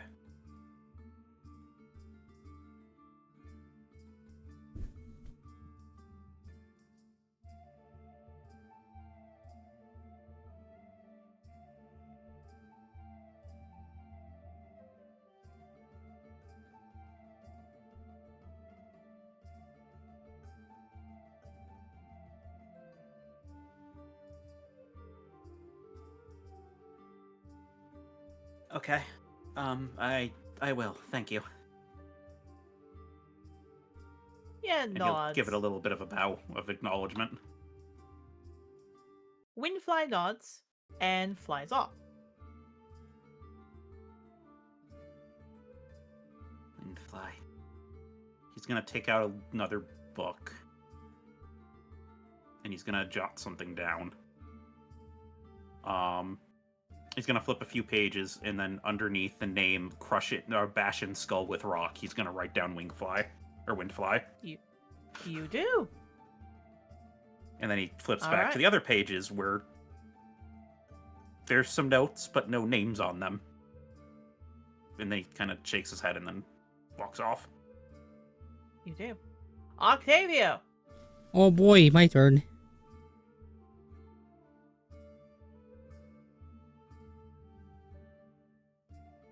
Okay. So, Octavio, what do you want to do? He's just gonna be staying by Clover as she rests, just kind of like tuning his lute and stuff like that. You do. You wait for 30 minutes. You wait for 40 minutes. You wait 50 minutes. You know you need to be out soon. But nothing. She sleeps a lot. In fact, when you are like waiting and waiting and waiting, Honeysuckle finishes up what she was doing with Willow, looks to you. Now, what are you doing here? You've got a tournament to go to. I'm just keeping an eye on Clover. What's wrong with her? She kind of walks up. Seems like she passed out when she got out here. Kind of squints. I'll keep an eye on her. You go. If you're sure. Thank you, Honeysuckle. Less, I'm sure, more. You're gonna have to go now. Otherwise, if you're not there when the tournament starts, you forfeit. He kind of blinks and says, like, honestly, the tournament seems like the least of my worries right now, but the last thing I want is Marvin to get on my ass, so...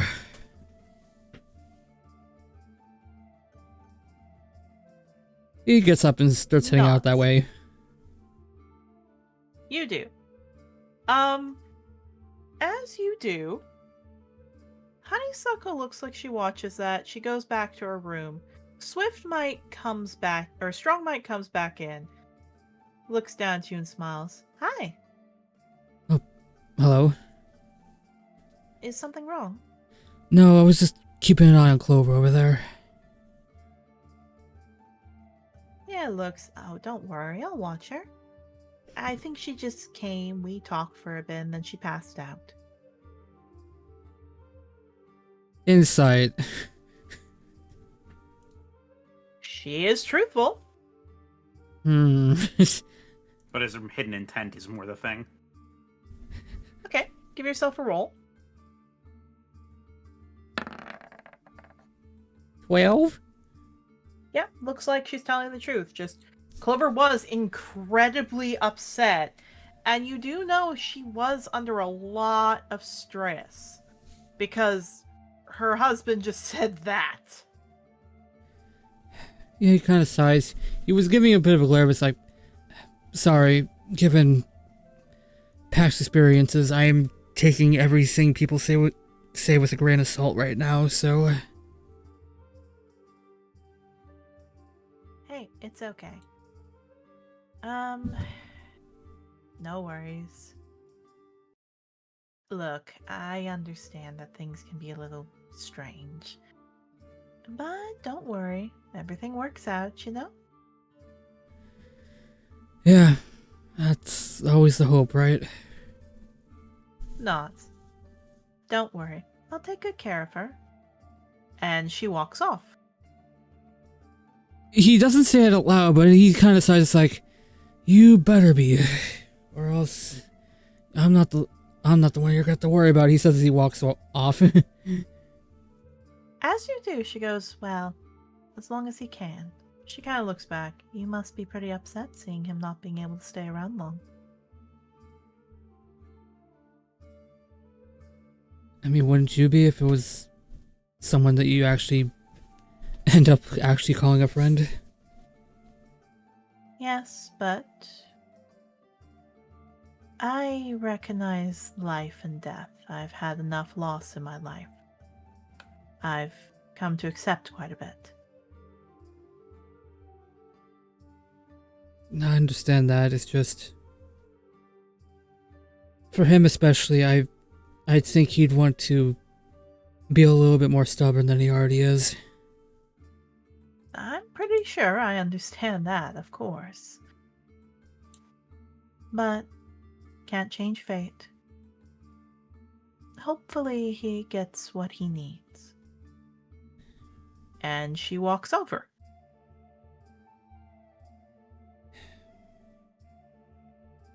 Song's still not written yet, he says as he walks off. You do. All right. So, tournament time, babies. Everybody, take 5 minutes to plan. Willow, you're still in Sleepy Town, if we will. Yippee! Willy Willow's trapped in Drowsy Town. Oh god. Oh, thank you for getting that reference. I have to say that we were watching those musicals like the other night. Good. God, I still need to see when they have the revamp coming out for guy who didn't like musicals. Alright, so we're gonna click that. Octavio needs to be on here, and Rose. Okay. I'm just gonna go to the washroom real quick. Octavio, Yarrow, get your strategy. I will be right back. Okay. I am planning on frontlining. Gotcha. If we have tougher opponents, when I have my shield out, I have 21 AC, so I'll be pretty good for taking hits. Gotcha. Just so you know, you shouldn't have to frontline alone, hopefully, so... Fair enough. Because I'll copy and paste this over to you. Planning, action, content. Because I have this.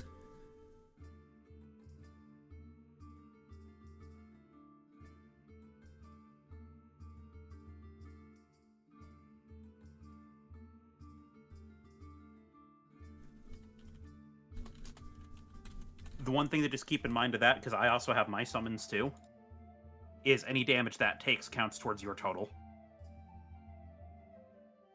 Yeah, I figured as much, but they have a lot of HP, and I just plan on being towards the back, so... Mm-hmm.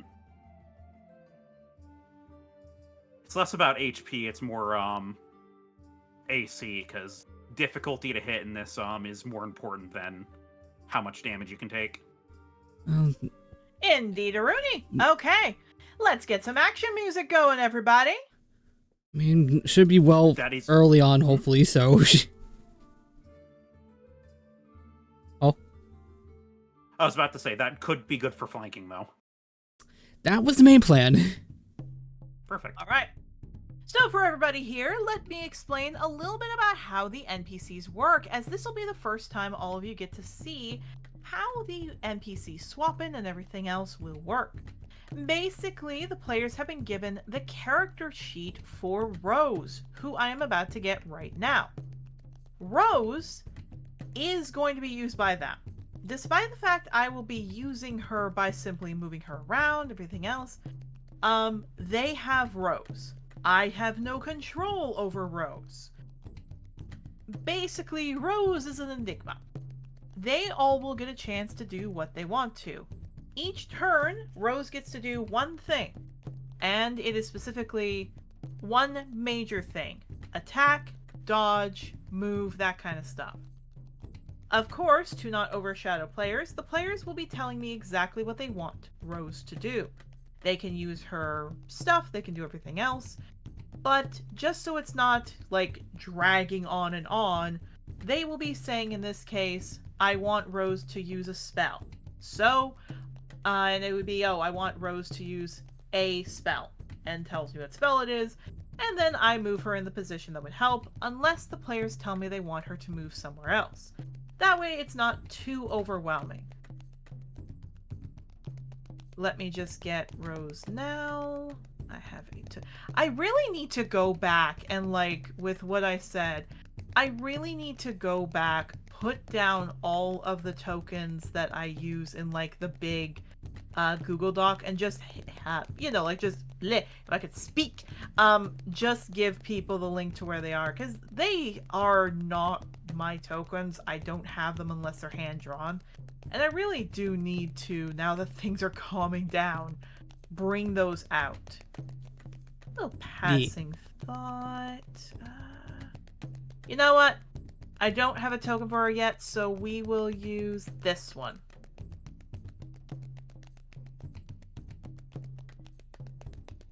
Players, make sure your health bars are up to full. Gotcha.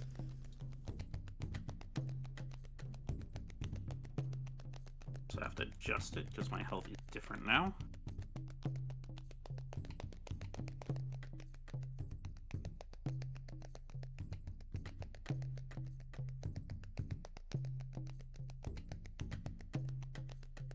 Alright, players! With the trio battle, the rules are simple.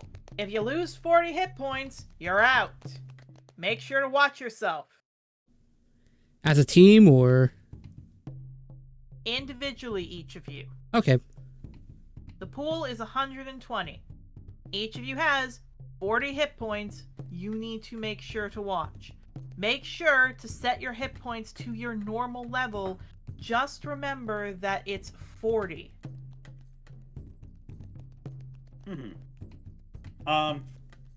I think I know the answer to this, but quick point of order question. Would they have given me something to recover the spell slot I used this morning? I'll say yes. I'll say Okay. they would allow you to... They would have probably given you a... Basically, whatever spell you used at that level, they would have given you a ring of spell storing. Or they could have just handed me a Pearl of Power and just be like, suck on That's this. it. That's it. I was trying Yeah. to remember what it is. So yeah, Yeah. they hand you a Pearl of Power to use. That is very appreciative of him. Because he would have, when he got there, he would have explained, it's like, hey, I know, like, we're supposed to be on at this time. There's somebody that may not be here on time because this is happening. Indeed. The funny thing is, however, is that it's not actually as hard as you may think. They actually do seem like they got the information from Morven, who got it from Honeysuckle. Seems that's where she disappeared to a bit for that. Mhm. Okay. So, players, where do you want Rose to be? I'd say like right here. Okay, there. Alright, there you go. I'm definitely gonna. Yeah. We're definitely gonna keep her a little bit more backline because Glamour, she needs to be near us, but she doesn't have that much AC or like up close defendability. Yeah. What you both see as well is that wrapped around her arm is a bracelet. 2 bracelets specifically. One that looks to be made of black metal with red stones, and one made of black metal with yellow stones. She kind of looks and shakes them a bit. Magic suppressors. Can't go above 3rd level. Makes sense. She nods. Now, her magic item she has as she pulls out and she kind of swirls them back and forth. Because I realize I forgot to put this down. I'm just going to give her something easy, so you both might want to refresh in a second. She has a +1 rapier to her.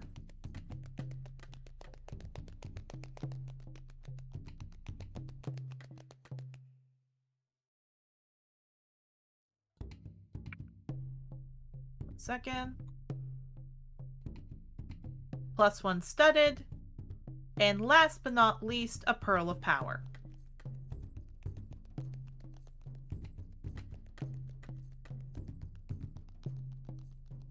Alright, should be up there if you two want to do that. But there you go. Got it? Perfect. Alright. So, let me explain how this goes. Far less people sign up for this one. It looks like many of them aren't as interested in the magic item, and thus they haven't signed up for it. Team Draconic Burst, which is Sparkwing, Clam, and Wolfberry, went up against Team Natural Hunter, which was Sunshine, Guava, and Bonnie. Now, despite the fact some of them got farther, this time they actually lost to Draconic Burst, who move on to the next round. And the funny thing being, the next team that went up is Team Proud Oak with Buckthorn, Pothos, and Sumac, and then Team Retribution with Damia, Oxford, and Beryl. Now, the other one, it was just that basically using their wings in other ways, they kept themselves up. So Draconic Burst kept themselves high and then used Elemental Blast to keep their enemies down, as well as knocking them out of the ring by picking them up and throwing them. Team Retribution, all they did is stepped one to the left as Buckthorn charged, and then Oxford threw him out. 1, 2, 3, Pothos, Sumac, Buckthorn thrown out of the ring. Many of them don't look like they're trying to fight, they're trying to get their opponents out of the ring, to save their spell slots and such for later on. Next up, Team Shining Hope with Gale, Julia, and Sapphire, surprisingly, went to fight against Team Urchin, Clacker, Margot, and Callisto. Of course, it's a back and forth. far more fighting, far more spells used. This time the crowd's a lot more excited, like, yeah, finally someone's fighting. And Team Shining Hope wins.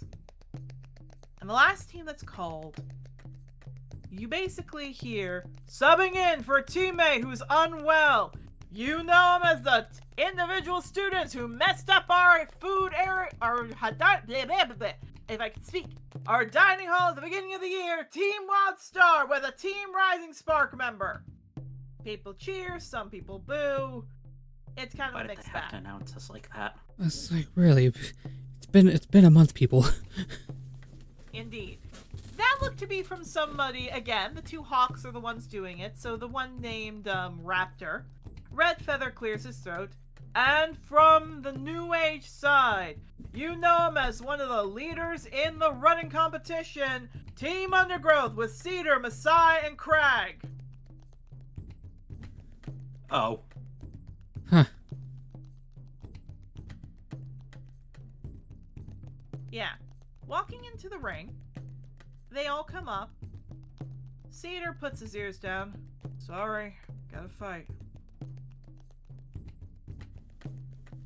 I'm just sad that I've got to knock you out of the tournament so quickly.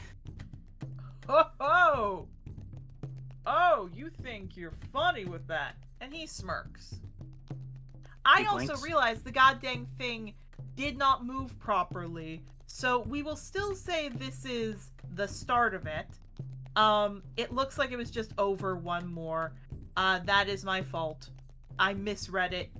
God dang Excel. Move over next time. Okay. Actually, you know what? We will say this. Team Undergrowth is going to be here. I will just swap in Team Lucky Clover for next time. Alright. So Cedar wags his tail, chuckles. Come on, Squeaks. You know you're not the top with us. He, like, blushes hard. Why are you using that name now, too? All's fair in love and war. And he winks. Masai looks over. Cubby! And Cedar's bear comes up, roaring and, like, moving his paw over his face.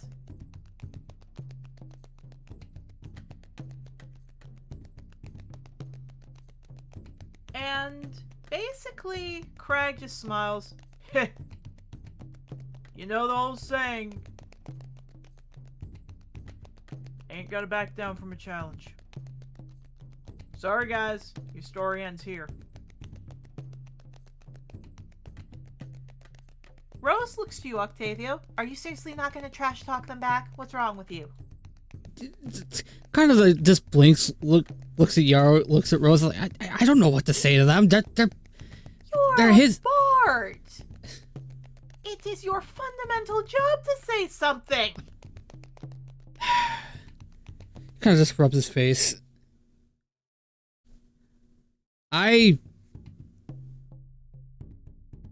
Good fight, hopefully. It just gives a thumbs up.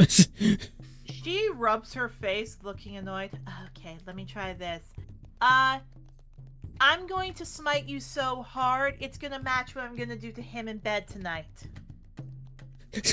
Octavio blinks and just stares at Rose. Yeah, she winks. Yeah, Seer chuckles. Now that's a good back talk. Cubby, you ready? Cubby roars. And Cedar smile.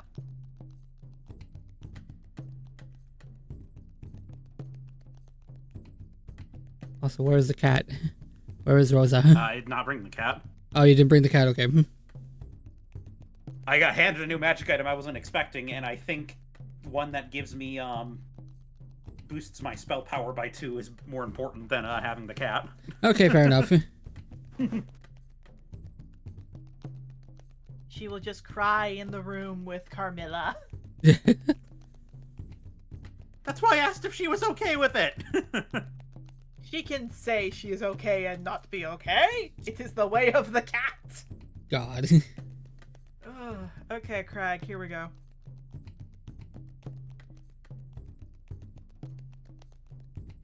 Alright. Morven holds up his hand. Ready? Go! Roll initiative, please. Yippee! Oh, that's not my initiative. I was like, what the fuck? Oh. I'm on Rose's sheet. Right not. Mine first. That makes sense. You're embarrassed. Okay. And do you want me to roll for Rose? Yep, please roll for Rose. Okay. Jesus Christ, okay. Yep. Rose is definitely a higher level. However, she's got a few problems with her. I.e., there is someone heavy hitting on the team. So Yeah. she's in trouble.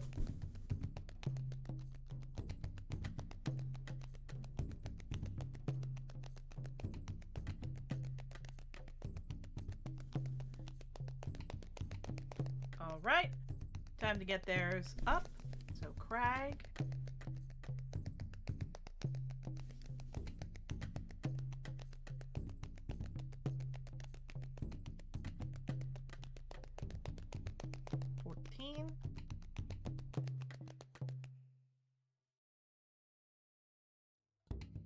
Cedar.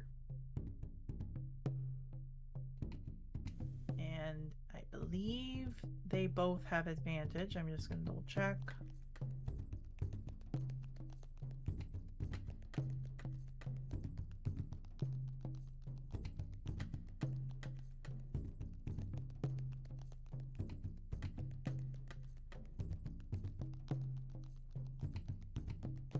Yeah, so Craig has advantage on initiative, so 1 second.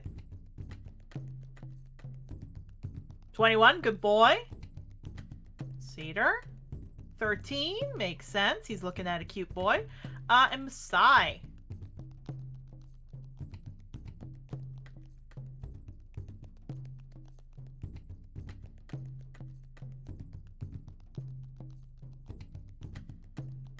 Nine, yeah, that makes sense. She's not the biggest fighter.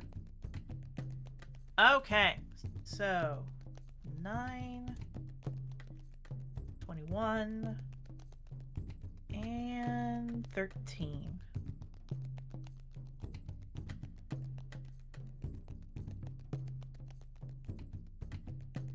All right, let's get the descending order. Okay, Rose is up first. Okay, Let's players, do see. you want her to attack? Do you want her to use a spell? What are you aiming for her to do?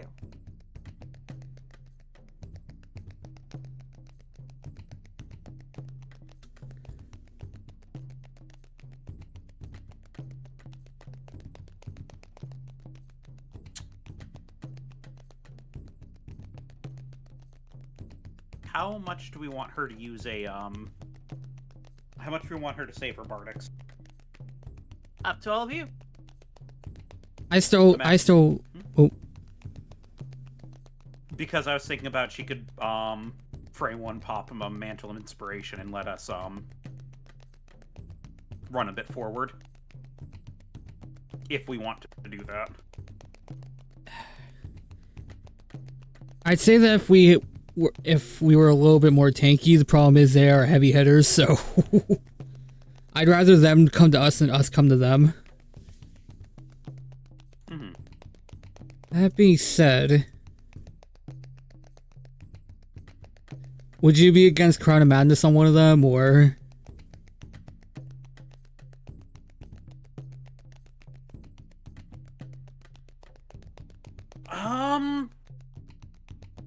I would not. Is she close enough for that?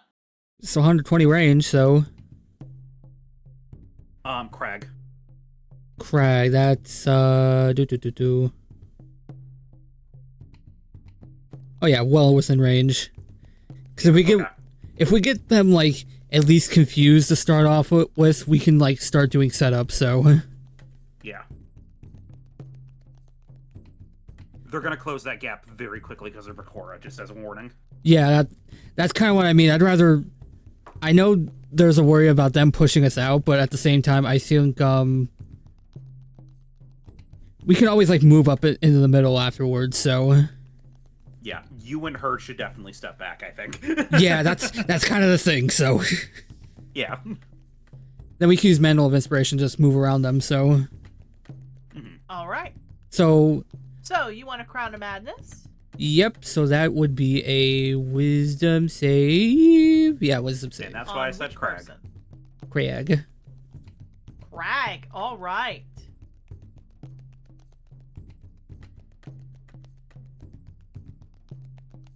Okay.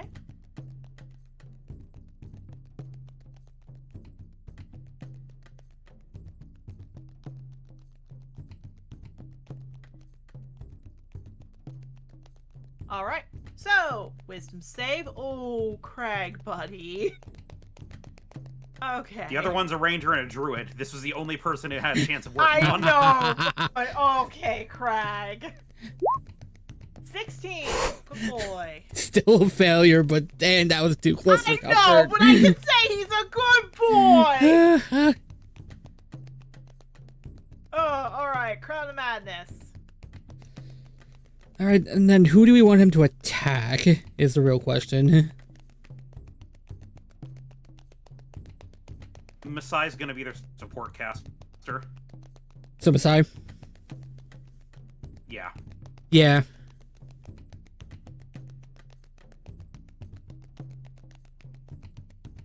Oh, just to check, what effect is this? This is a charmed effect, right? It is charmed. Yes. Okay, 1 second. I think I remember something on Craig's list. I need to double check.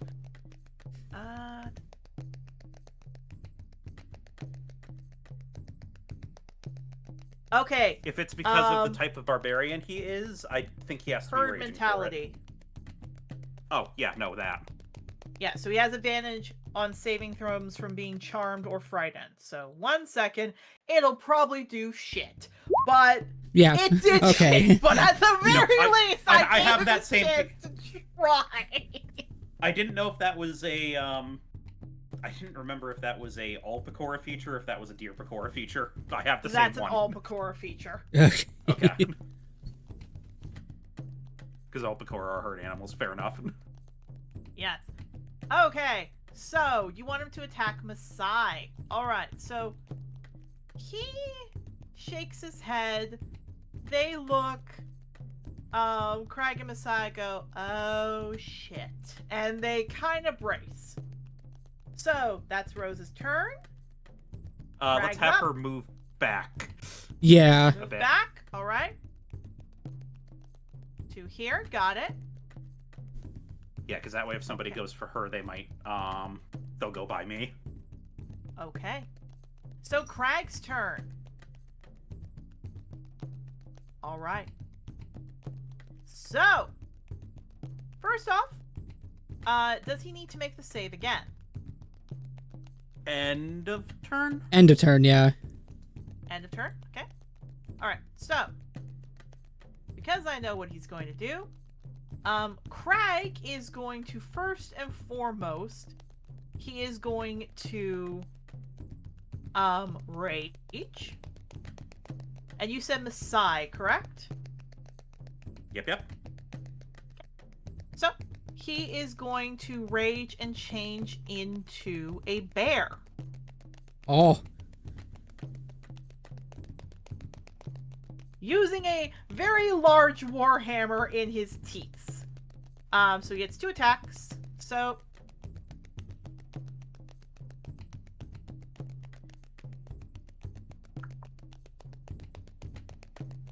Okay, just want her armor up. Okay, Crag.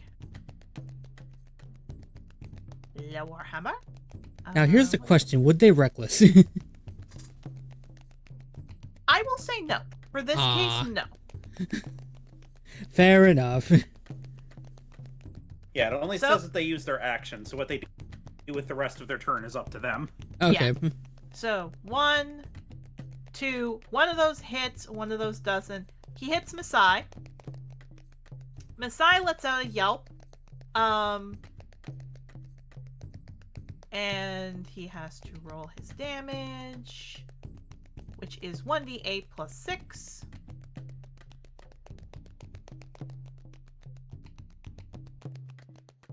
So that is 8. Okay. All right. So, Craig has to roll his wisdom again. Yep. Mm-hmm. 12. Sorry, but oh wait, he gets an advantage. 12. Oh, buddy. He is going to Consistency. feel so bad. Yippee! Yeah. Yeah, Masai blinks. Cedar looks. Clever girl. Just giving you a wink, Jarl. Why me? I didn't do anything. I know. Okay. The announcers go, like, kind of look. Raptor goes, does that count? Redwing nods. Yes, indeed. The damage has to be done to just one of the teammates. It does not mean it has to be done by the opposing team. It stands. Ah, loophole. This could not be the first time somebody's used Crown of Madness in this tournament. Well, thing is, most of the people in the tournament were barbarians and fighters. Or some of them just didn't use it. And if they did, they didn't sign up. So this is, yes, the first time in this year's tournament they've used it. We're just built different. Indeed. Cedar kind of looks over. Masai, can you handle this? She nods. I will. Even if I go down, you can do you know what. He smiles. Thanks. Okay. All right. So.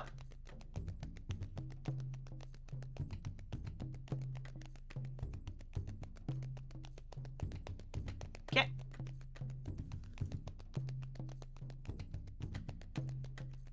He's gonna whistle, and he is going to run.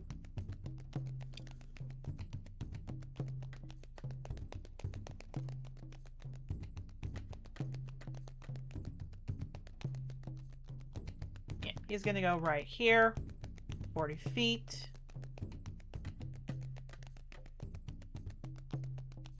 Cubby, I'm gonna double check.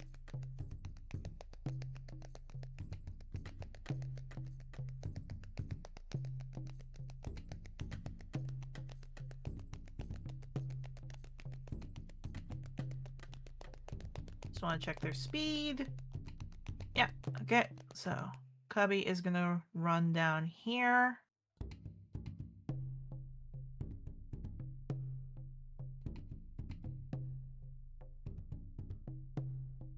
Okay. Cedar is going to cast Hunter's Mark on Rose.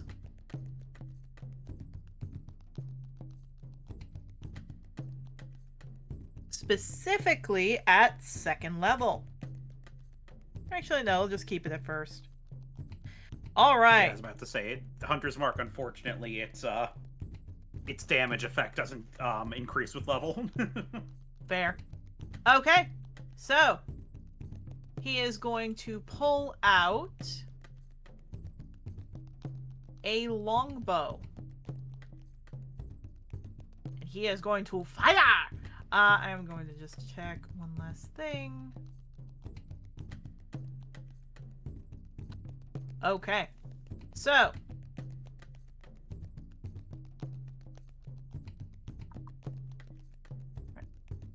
You both please tell me if this hits Rose's AC.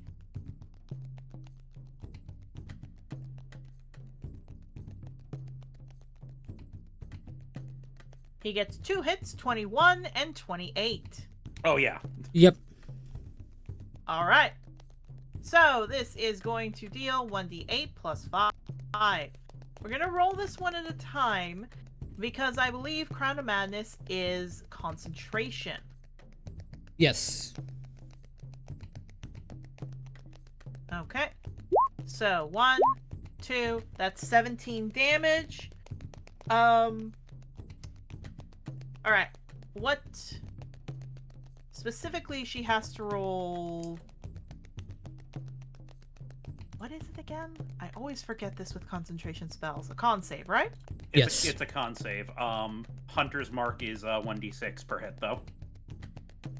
Oh, I thought it was 1d8. Not to one guy, us, but Nope, that's very fair. 1 second. Freya, what the fuck?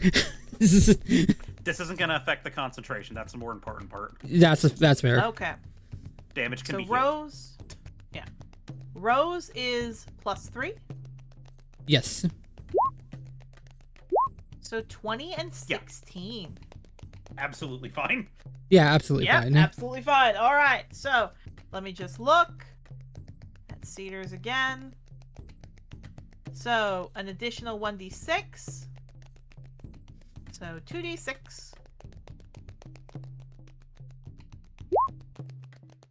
9. So 17. 9. That is a very whopping 25 damage. Oof. Yeah. Funny enough, because it does look like he was going to aim at her stomach and then thinks and aims at her legs as she lets out a yelp. Seems he remembers she's pregnant and he doesn't want to hit a Good. pregnant lady in the stomach. Good. However, Cubby can't do anything, primarily because he took his turn to run up that way. And looks like Sierra doesn't want Cubby to run that far down. Basically just leaving him out in the open. Octavio, you're up! Alright, my turn.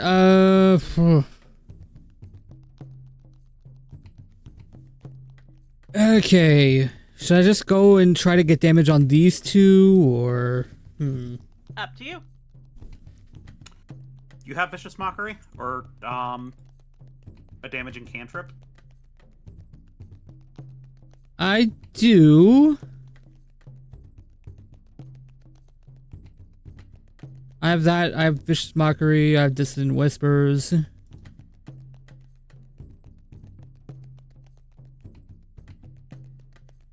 Thing is, I also have If I'm Shatter. allowed to give advice to my teammate. Of course you can. That bear is not going to have good mental stats. Make of that what you will.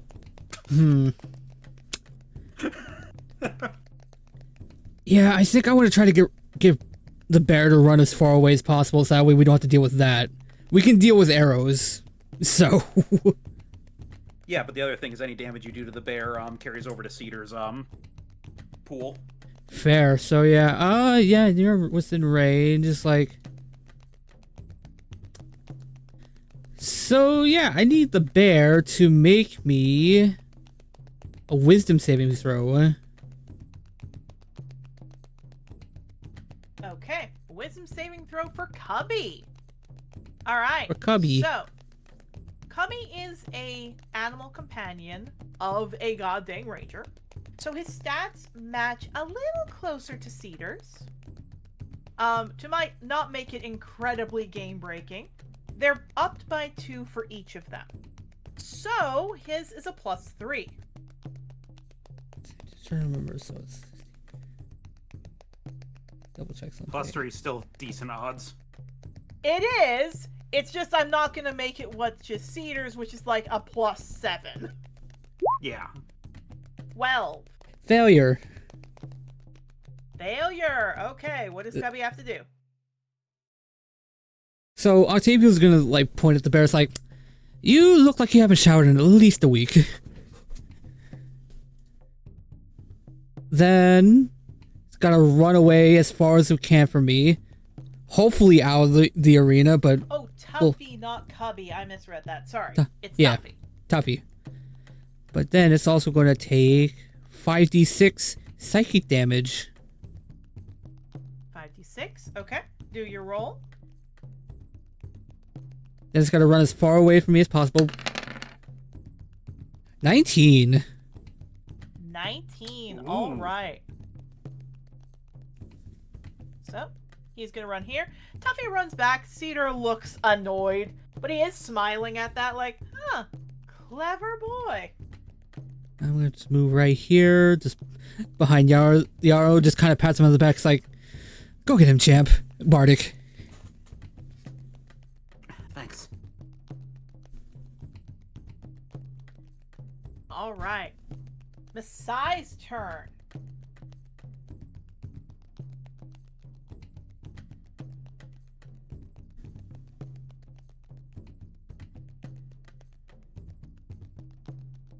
So Masai kind of looks at Crag, looks him up and down, kind of watches him carefully.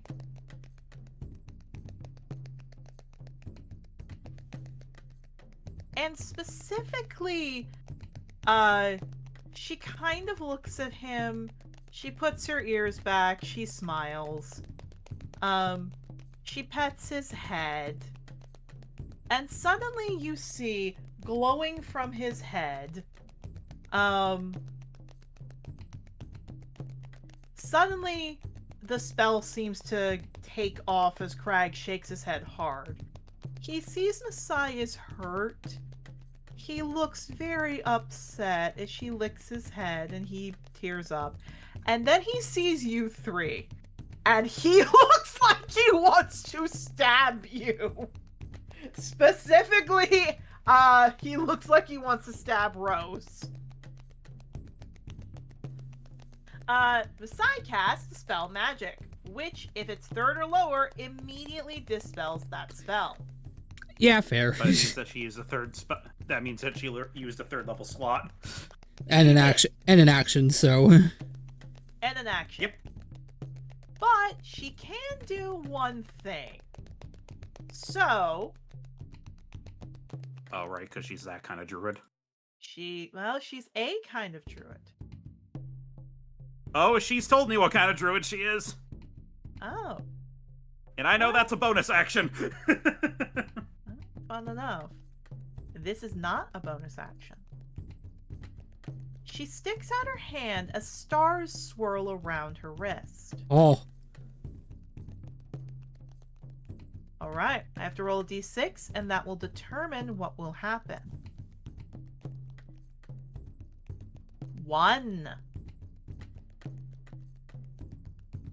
Whoa. Alright. This is used as a reaction. So, seeing that Crag is fine and she can leave, she's gonna go right here. No, she's gonna go 1 square sooner. She needs to be within here. Yeah, and she just walks up. Red stars swirl around her head. The announcers basically kind of repeat this. They basically go like, Seer comes up with Tuffy, and kind of mentions, Octavio uses a wonderful, vicious mockery to make him go flying. And then says, oh, what a cute little couple, as we have a Dispel Magic and an effect from our lovely Cosmic Omen. And Messiah just flicks her tail.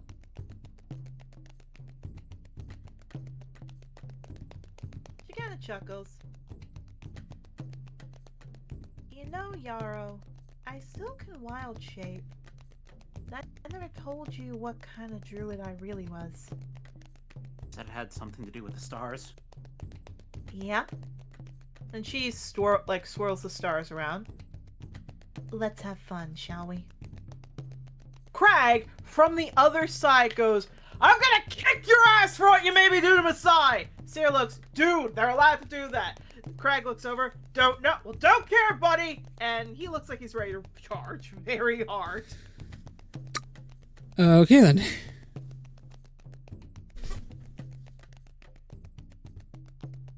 Okay. That was Masai's turn. Yarrow.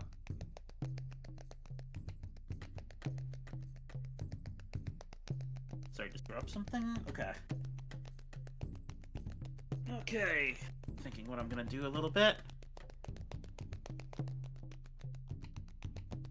Yeah, Yarrow sees that. He looks over at Cedar on the side. He looks over at Crag.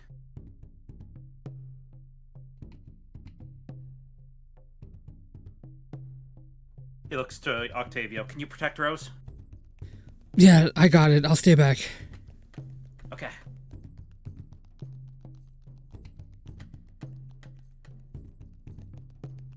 Yarrow is actually going to run up here to Masai. Yeah, she smiles. Hey, Fluffy Tail. I still don't feel good about having to do this. She nods.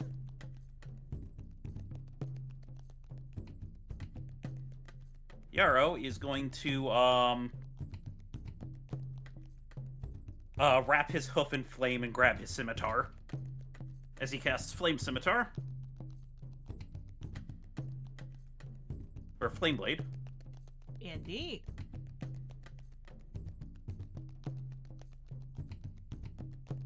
And with that new staff on his back, and his sword or his shield in his other hand, he is going to take a swing at her.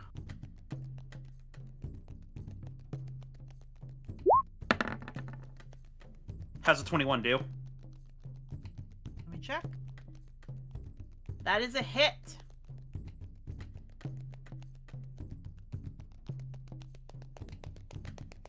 Okay, no, whoa, sweet.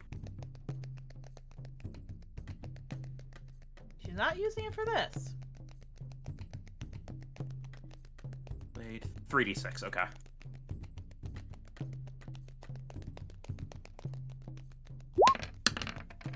For a whopping 10 damage.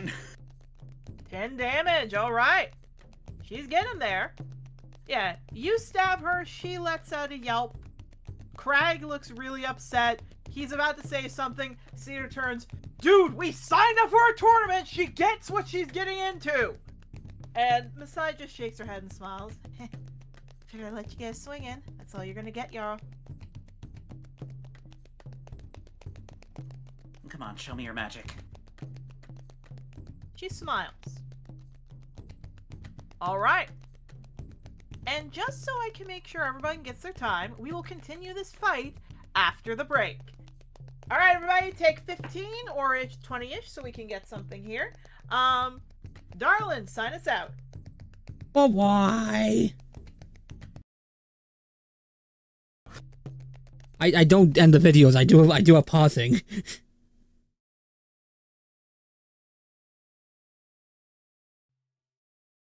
And now for the ad break. There it we is. go.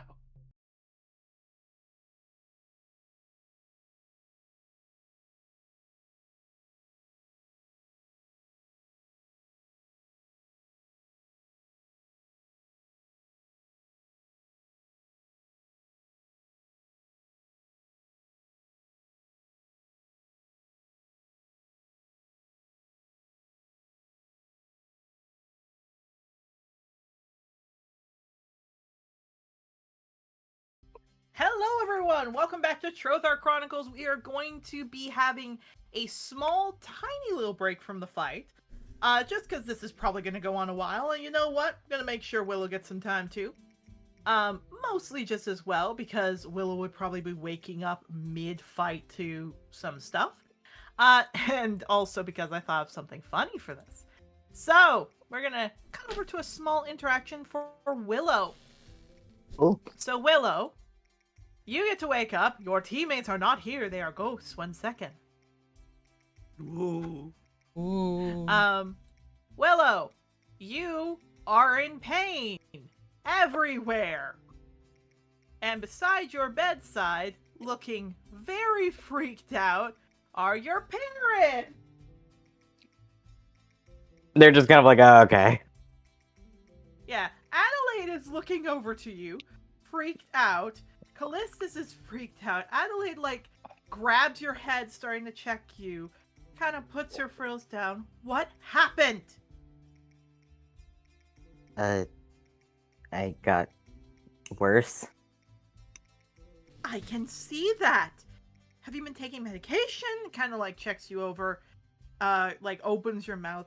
Have you been stressing yourself out? Is it the school environment? Do we need to send you home? No, it's the Sovereign. What are you talking about? And Callistus, puts a hand on her shoulder. Willow, you know it can only be done by Celestials. Even high prophets do not have that power. They just don't say anything, they just twitch their tail back and forth. Yeah, before they get to say anything, coming in, Honeysuckle looks at them. Despite everything, whatever happened, happened. Whatever Celestial is doing this is doing this. Adelaide looks panicked. She kind of looks. Well, which one? It could have been Agnes. Adelaide puts her ears, like her frills down. What? Unintentionally. You're the high prophet of Agnes, right? And she nods. Well, I gotta say, as much as I understand where you're coming from, kind of gestures to Willow. Like, you, Willow. Your high prophetship could have affected that. Maybe that's what he got from Agnes.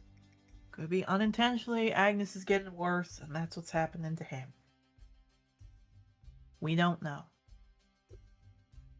Yeah, Callistus looks, what can we... Look, she kind of puts up her hands. I don't know what to tell you. Treatment was a success, and kind of looks to you, Willow. Surgery went fine. You're alright. Organs are back to normal, for the most part. But we will have to see if we can find a life dragon for you. At which point Adelaide comes up, then find one. Grab one. We can't do that. Callistus walks up. Why not? Life dragons are the kings and queens of their lands. They do not really lack interacting with humanoids. Ever. We don't even have one around here. They're rare. Morven has been looking for one to come to Angador, but with all the rumors coming about, and people saying things happening like Tassi and this whole thing, nobody wants to come near. Adelaide looks to you, Willow. Please, just step out of school. We can take you over to the lands. You can be protected there. I'd rather stay here, admittedly. Yeah, Adelaide starts to cry. Callistus does too. They hug you. Yeah, just hugging.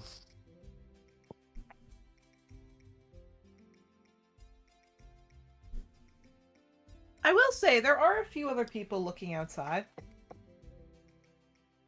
The only thing you notice is Clover's not there. And Honeysuckle looks, you two, well, you all take it easy and talk. Kinda looks to you, Willow. Seems like whatever happened, Clover's not feeling well, so I'm just checking in on her every now and then. Just looks worried but nods. She nods. Yeah, she just got sleepy for some reason, and just walks out. Adelaide sits and kind of puts her frills down. Why don't you want to go? Because I like it here. I know you like it here, but you can take a year off. We can get you to a life dragon for a year and then come back. We're gonna try to figure something out here.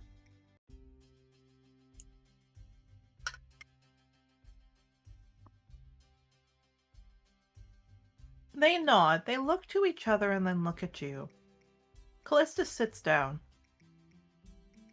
I don't know if we can get Clover, but we know the Sovereign has never had a soft spot for your children, except for Marigold. We'll take them in, alright? Nods. I can't guarantee Marigold or Clover, but I can guarantee the others. Adelaide nods. I don't think Agnes would do this, but her horn cracked a long time ago. Maybe she is finally being affected by it. Nods.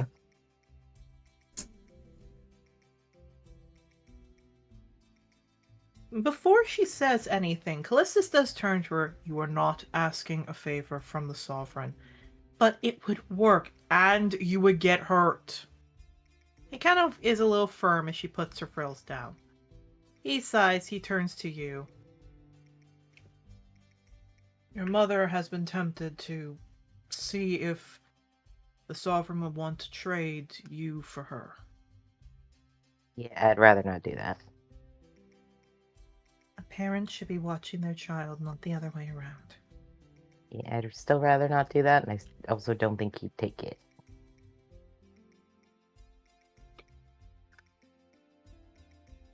She sighs and looks to you. You do know you and I both look like the ancient Star Walker, the Starkeeper ancestor, right? Nods. And I do have an interest of having children, Willow. Nods. I still don't think. There's stuff I don't want to explain, but I still don't think that that's what he wants. Callistus nods and he puts a hand on your hand. How long? I don't know.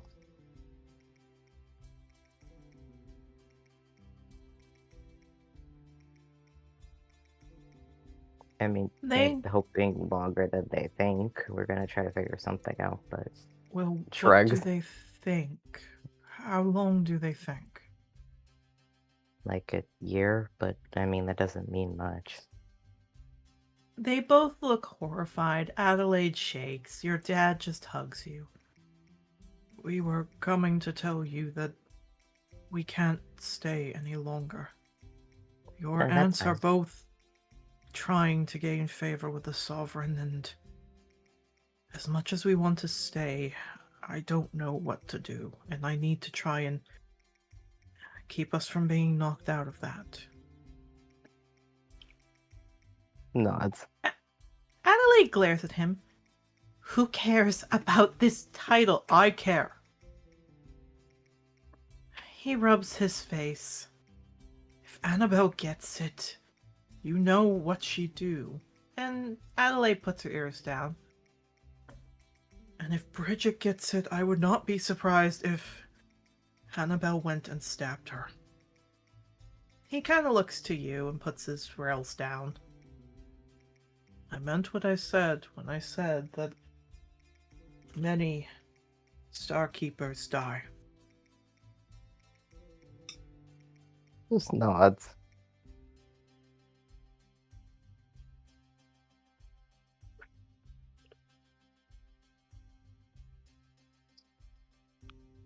So, they hug. Willow, it looks like you are allowed to move. Do you want to go out and move, or do you want to just stay in bed? They'll probably stay here for a little bit. Okay. So you spend it cuddled up with Vulture, your parents talking. After about an hour, they get up, they leave, and you get some time to breathe. We're going to switch back over to the fight. Oh boy. Yeah, I'm going to eat my Taco Bell. Taco Bell. Taco Tell. Taco Baco.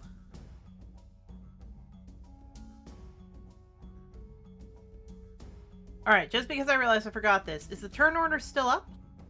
Yes. Okay, good. Accidental mistake, but we will use that accidental mistake.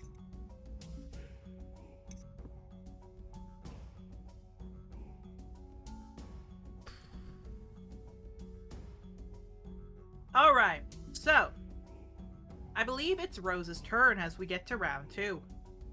Mm-hmm. Yep.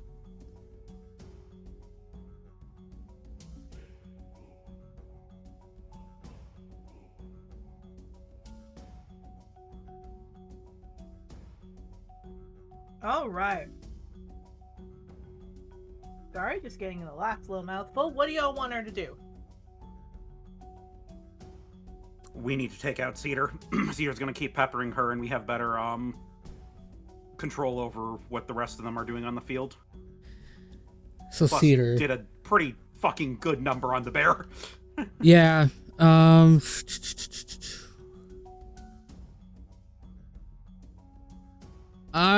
thinking go up. Do maim. Feline agility back out of there.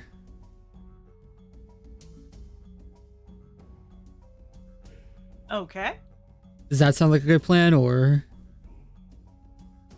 Because you say they have Fuck, pretty. am I not seeing Mame? I have it on my side, so. I saw it earlier, and now I'm not seeing it, which is confusing me. Next. Because Cedar has good wisdom, right? If he's a brain. If he's a ranger, then he should have a good wisdom. Yeah, so Oh, I think God that's dang it, I was using the wrong modifier for Cedar. I will remember that next time. I read long sword, and he has a long bow +1. Okay, I will use that then. Oh boy, this is. I do that. But, alright. We're up.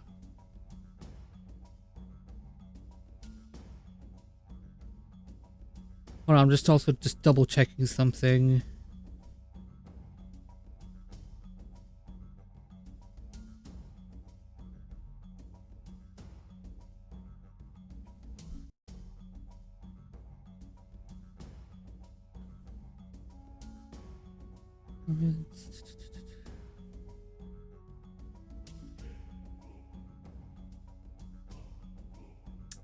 Okay, so she can't do that. Okay.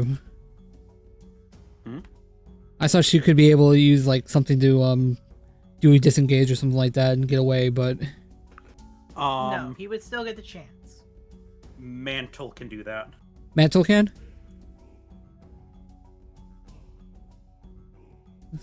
Yeah, the reaction movement from Mantle of Inspiration lets you move without attack swap, which is part of the reason it's such a good repositioning skill. Okay, and an additional 60 on top of that, so it can get even further. Okay. Yep. So yeah, okay. You can use move at speed without provoking opportunity attacks, and everybody gets when you reach certain levels in the class, increase to 8 at 5th level. She is 10th level?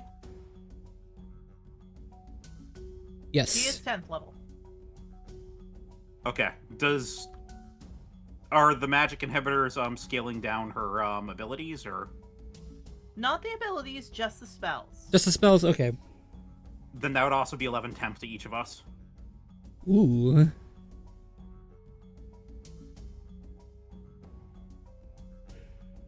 Is that allowed? Well, the problem is that specifically, let me double check her mantle. I'm gonna triple check that. Bonus action. I will say not for this one, because it wasn't done at the beginning. I will let you do it next time, though.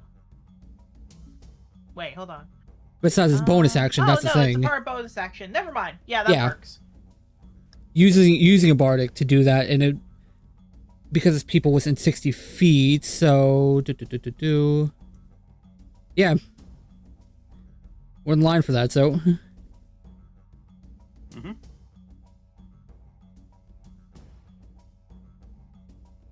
All right. So, what do you want to do? so first maim, obviously, right? Yeah, if she's got the movement to run up, she can do that, and then she can mantle and let us reposition. So, Cedar needs to make a con save. He does, except one thing first.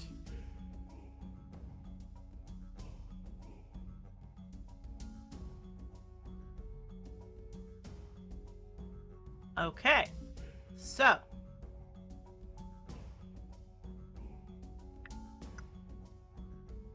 Let's have to check that. Yeah, okay. So, he has to make a con save? Yep.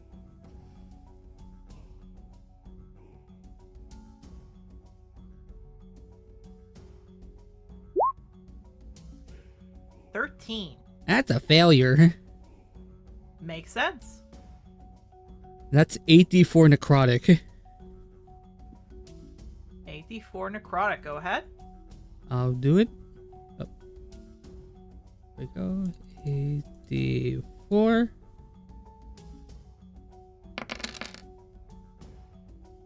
13.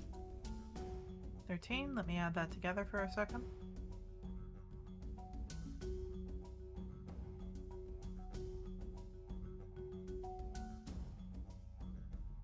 Yeah. So that definitely hits him hard. He kind of lets out a gasp.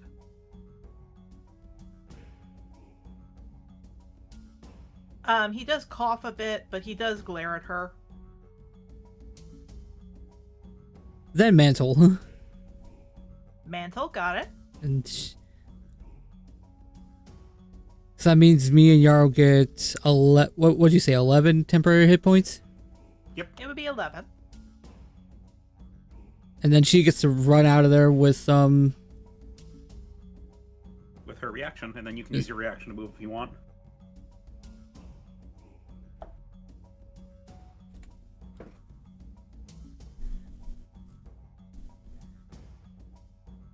Yeah, I think I'm gonna try to like. I will use my reaction for that. So, but for her, she's going to run all the way over here. Alright. She should only get her movement speed. Feline agility though is the thing, right? Yeah. Fair enough. However, remember, she'll then have to stay there to use it again. Until she spends one turn where she's not moving, she's lost it for the day. Yeah, that should be fine. Yeah, this should be fine. Yeah. Or do you want to move it further back to maybe... Here. Yeah, so... Yeah. So that way it's I harder don't for have to Crag move. to get to her. Yeah, that way I don't have to move. Okay. Yeah, so right here. Okay, so you're aiming there? Yep. 1 second, keep that up. There you go. So you're alright. Crag is aiming at somebody, but he was not aiming at Rose. Oh. So, first and foremost, Crag, he be angry. Second, he is in bear form, but he still has the horns on his head.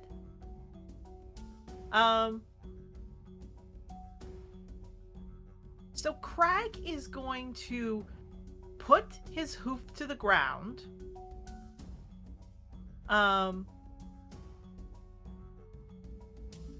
He aims right at you, Yarrow. That is exactly what I was hoping for.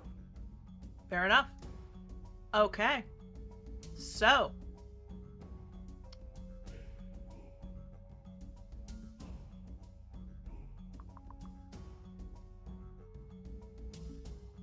He is also going to use Reckless Attack.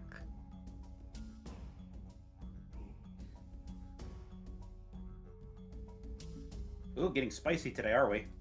He is getting spicy. All right. So.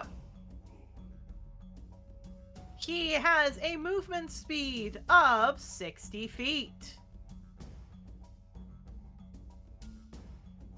So one of his attacks is going to be a charge. However,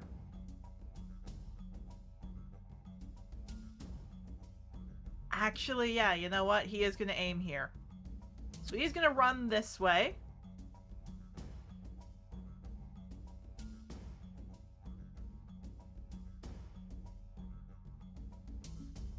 And he is going to headbutt you.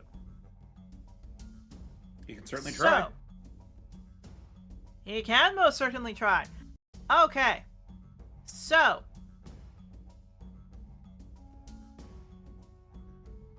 What this ends up happening is he gets to do an unarmed strike. Which his unarmed strike is 8 plus proficiency plus 5. Or no, That that's sounds... DC. Yeah, that's a DC. That's a DC, yeah. Yeah, no. That's what I was trying to say for the specific thing with his charge. Is 8 plus the 5 plus proficiency of what you're going to have to roll. So you are going to have to beat out a 16 on your strength for this. I believe he has to hit me first. I know, I'm getting that point. Please be prepared, that is something he'll have to do. But for now, for him, he is going to do an unarmed strike because this is his head bash. So, specifically, we're going to go down here to Gore, and that's what I was looking for. Yeah, okay. So,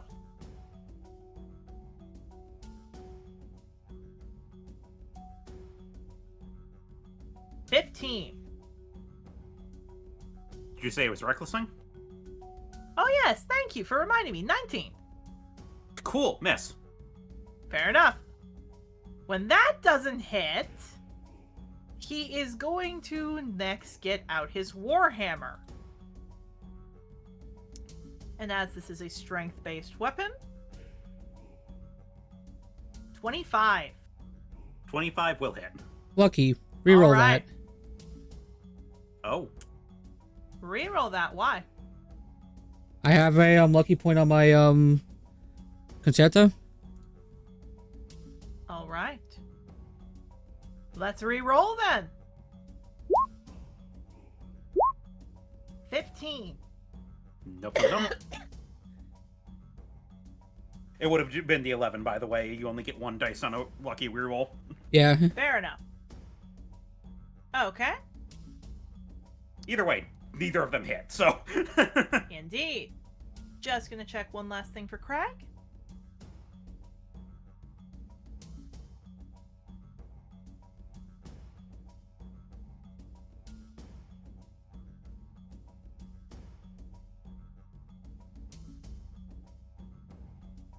All right. So, that's Craig's turn. Unfortunately, he can't do more. However, now it's Cedar's turn.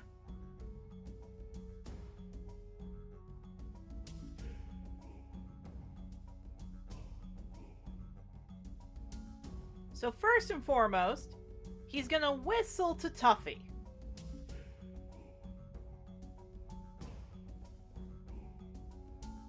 And yeah.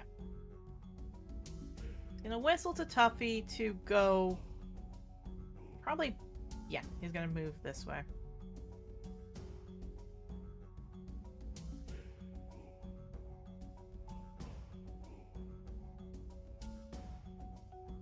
Crag, on the other hand, still is going to stay there. But Cedar is going to pull back his longbow +1. And he is specifically going to cast, as a bonus action, Healing Spirit. And he is going to cast that all the way over on Tuffy.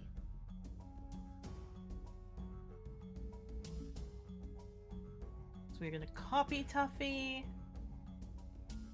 Paste. We're going to say it's just a bear.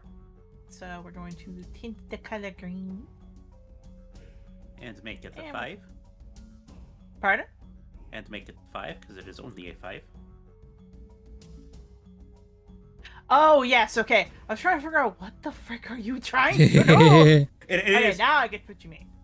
yeah, specifically because of the way the spell works, it needs to be 5 by 5, because if it's 10 by 10, it becomes a much stronger spell. Yeah. Indeed. Okay, so Tuffy gets 1d6 HP back. 1 second. 3. So he gets 3 back. Which, now that that's done, I have to make a note.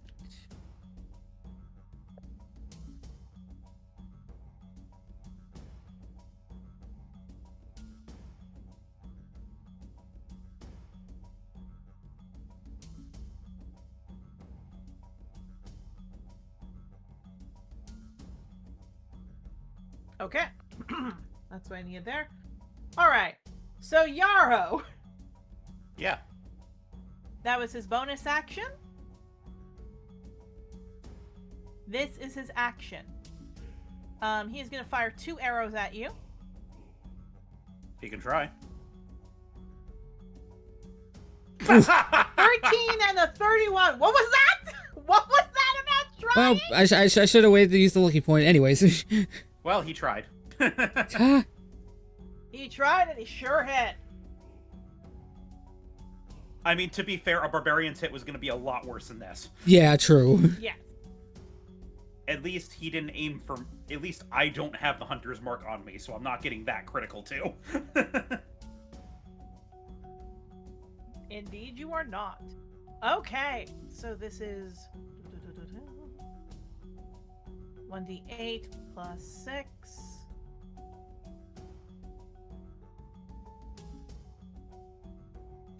28 damage. Thank God for the temp. Thank God for the temp, but that still counts towards it. He's got to get 12 more on you. How much more do we have to get on him? I was about to say, I thought temp prevented that because it's basically the shield. I didn't rule for temp, I believe. I could be wrong, but it was healing is what increased it.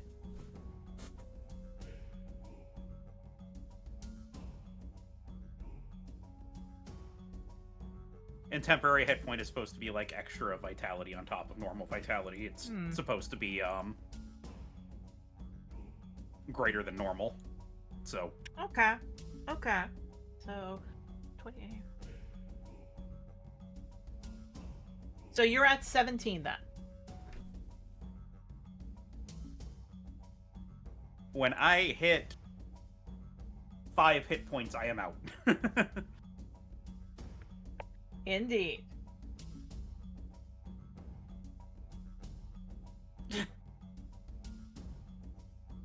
Yeah, Cedar chuckles. You got a strong fighter. We probably aren't gonna win this, but I can at least get a hit in. And because he needs to get out of range, he is going to run up here. I also need to do something really quickly. God damn it. Yeah. That would be a nada. What was that for? Concentration. Yep. I'm trying to remember what you were casting. Flame Blade. Yeah, so that is down now.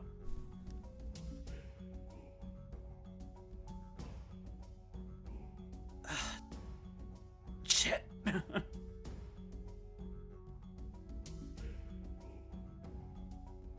Alright. Oh wait, Cedar had Maim on him. Yeah, so no reaction. Fair enough. I forgot what Maim did. It has been a while since I worked with something with Maim. Well, it's on the character sheet, so I'm gonna use it. No, it's a very good one. I was just like, God dang, what is it supposed to do again? Yes, okay, there we go. That's what I was looking for. Alright. So no, he stays at the back. Octavio, you're up. Alright.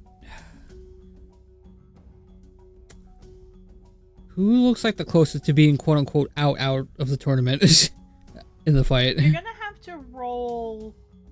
I'd say you're gonna have to roll an insight to tell who would be. I can do that real quick.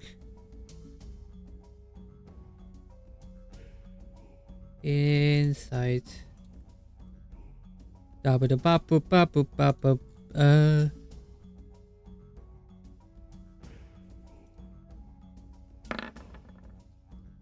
21. 21. It looks like Cedar and Tuffy. Which, speaking of Tuffy, because I forgot to put that in, +3 for his damage. Well, not his damage, but the health added in.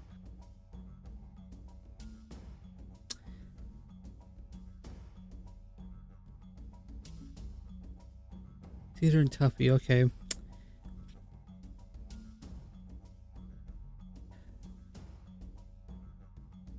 This feels like a cheap blow, but I don't want to have this bear out on the field any longer than we need to. Okay. He kind of just looks over, sees Cedar anyway, is like, Cedar, I'm very sorry about this, but I don't want to deal with you or your bear anymore. Cloud of daggers on Cedar. All right. Cloud of daggers on Cedar. At third levels. Does he have to roll anything? Nope, it's automatic damage. Okay. So, It's gonna be roll your damage then. 64 because it's at third level.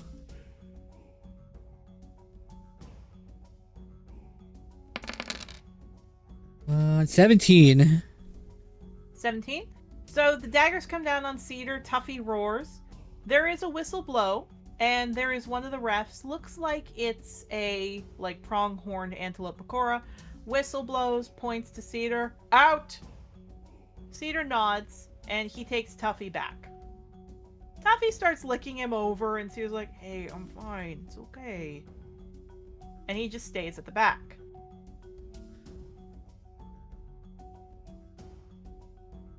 And So Cedar, I believe, was here. So 1 second. We're just going to draw a circle here for the cloud of daggers. Yep.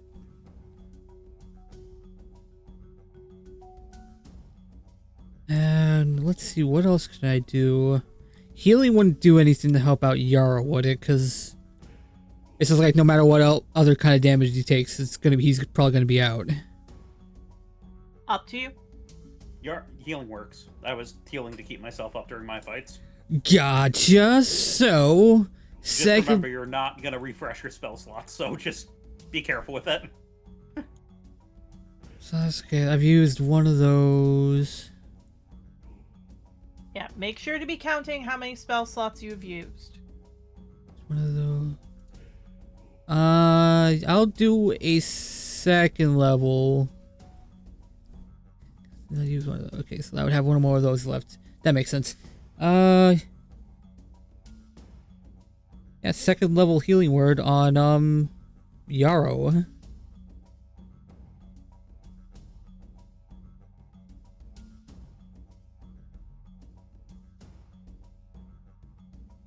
All right. Plus 5.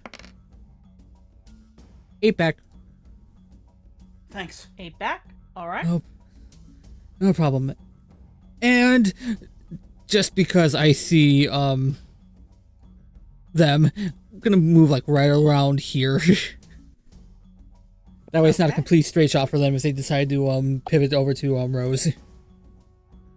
Okay. So, is that your turn? That is my turn.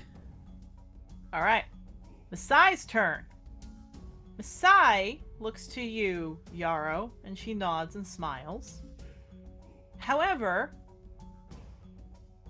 funny thing about these stars.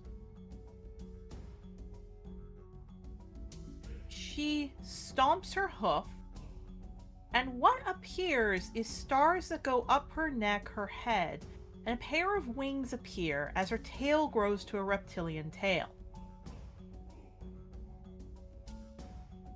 And specifically with what she's gonna cast, she is going to cast, because it should hit both of them,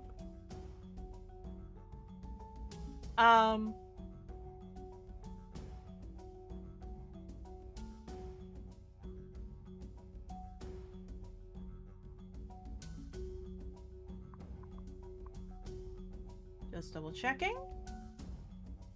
She is going to put her hand up as it starts to swirl and produce a wall of wind. Oh. And specifically, as this wall can aim anywhere, she doesn't want to hit Crag, so she is going to aim here.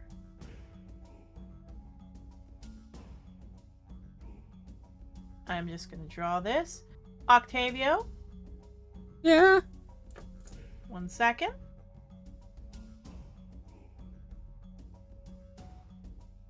Okay. You need to make a strength save.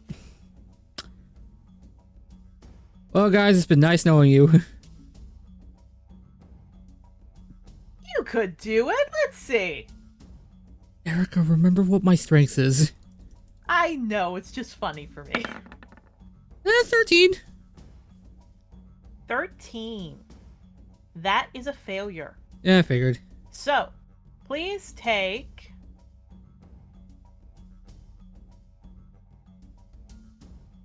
12 damage Okay. as you get shot to the right. How far to the right?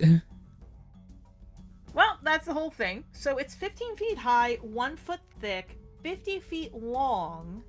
But here's the funny thing with it. Because you count as a small creature, you can't pass through the wall. So you just move 5 feet to the right. Okay.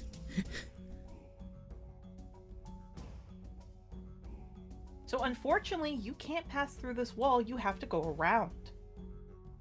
That is totally fine with me. Fair enough. Yeah. Masai looks to you, kind of smiles. I'm not done yet. I hope not. And she smiles. I'm probably not going to win this, but I really did like having fun fighting with you.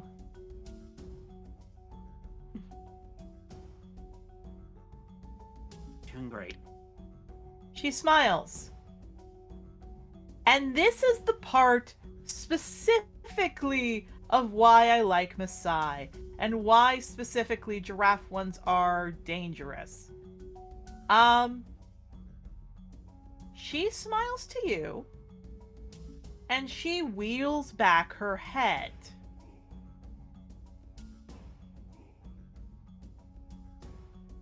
Oh god, is she gonna neck me? Yeah, funny thing about this, the Dragon Starry form means that no matter what I roll, it'll automatically be a 10 because this counts as intelligence for the modifier. And yes, Giraffe's special ability they get is necking. And throwing people as they neck. Yeet. Right into the wind wall.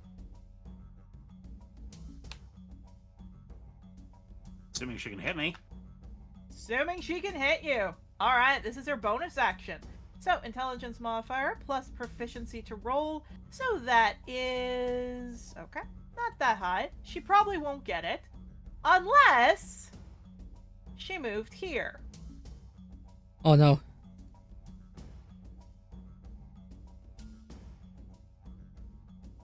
21! 21 is on the money, but that also means she's knocking me into Crag.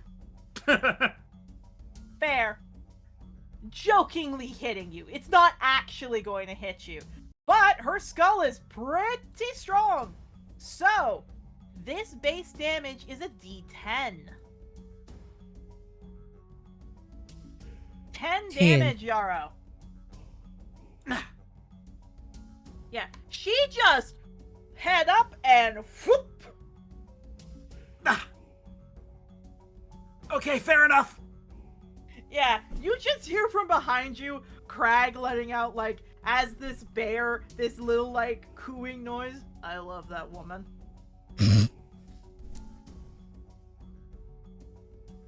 Alright, and that's Masai's turn. Your turn, Yarrow.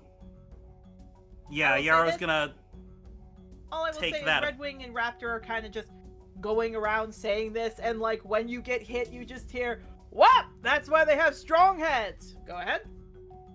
Yarrow's gonna hear that and hear Crag behind him. Yeah, don't keep your guard down, and he's gonna reactivate Flame Blade and turn around and yeah, somebody reckless this turn.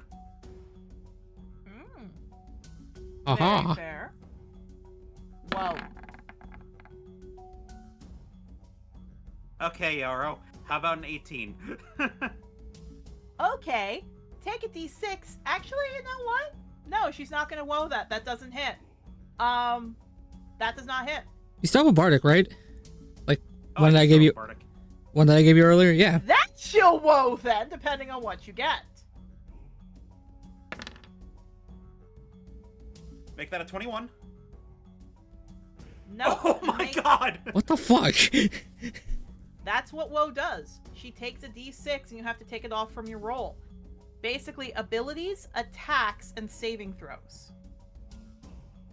The way that it works is at the beginning of the day, you roll a die. If it's odds, you get woe. If it's even, you get whale, which is basically a bardic. Oh boy. Is a reaction bardic. Jesus Yep. Christ. So, Star taking druids that are off? fucking great. Oh yes, she's very strong. So no, that doesn't hit Yarrow. And from behind you, you get hit on the head with a little red star, and you just hear Messiah beside you go, sorry. Nope, you're doing good. I'm doing my job. And then, so that's my action and my bonus action.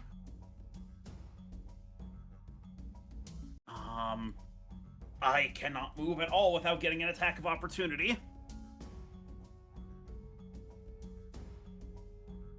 And I've got nothing else to do, so I'm just gonna stand my ground between them. You do. Okay, Rose. She kind of looks over to you, Octavio. Well, this could be interesting. Very interesting.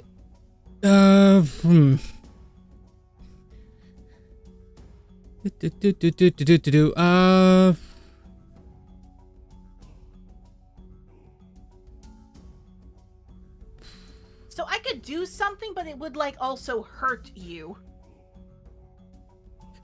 He blinks and looks back at Rose. What are you plotting? You're small enough I can throw you. Like, over this wall? It's just 15 feet. I could throw you. Otherwise, you'll just land back into it and get hurt, but I could throw you.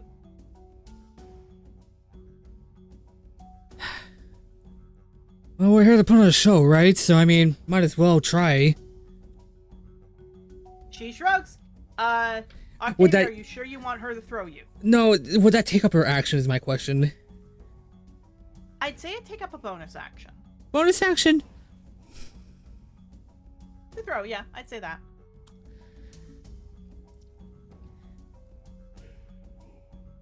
Yeah, because I still want her to do something with the action I think might help out Yarrow at the end of the day. Unfortunately, she has to go around the wall to do something. No, Right spells now, can, the wind... spells can still go through the wall because they're still a line of sight, right? Let me double check, because it's wind wall. Wind wall specifically is projectiles it prevents. It But if the probably attack is, is I just need to double check. Yeah. Here we go, wind wall. Okay. Or even just with what I'm planning, just being able to hear something. Hearing might be an issue. Hmm. The problem is does. it doesn't say anything about spells. It specifically says it keeps back fog, smoke, and other gases. It says that small creatures can't go through it. It says that arrows, bolts, and other ordinary projectiles go through it and deflected up. But it doesn't say spells. So I guess if it's just wind, you could see them. Hear them, no. But see them, yes. That's also an option. Yeah, I've had to do a lot of studying on this spell because of Palm's Wind Fan. Okay. So that option's out, but still sight. Cloud of Daggers can still like go to either of these spots. So It could. It very much could. right.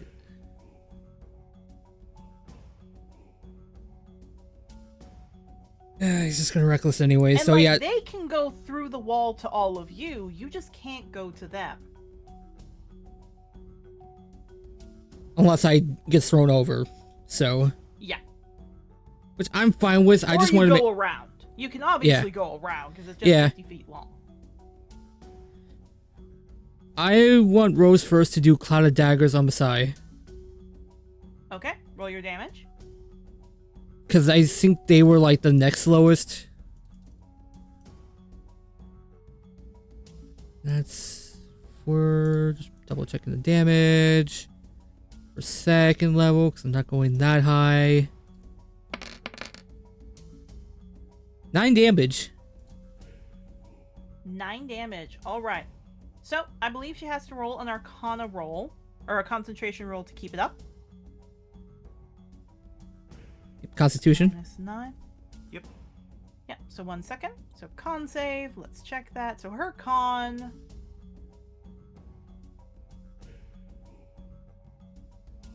Due to her dragon ability, any roll below is a 10. So she passes Yeah, automatically, she's good. so yeah. I mean, unless she... Well, no, because that also negates nat 1s. That's one of the great things about it. Mm-hmm. Yeah, so she shakes herself off. The windmill stays up. Rose looks... Yep, she's, well, that ain't going down anytime soon. Anything else? Not that I can think of, so... Whenever you want to, dear. You do know it could shoot you right back into the wind.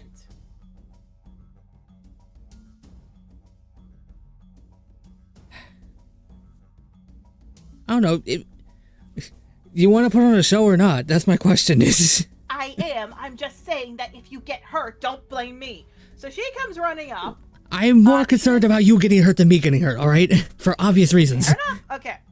So she has to roll a strength save, which surprisingly, Rose is actually not bad at. So she could actually have a chance of it. I will say, because this is my thought of it, y'all can tell me anything else. My thought is that to successfully get over a 15-foot tall wall, she's got to throw above a 15. Is that fair?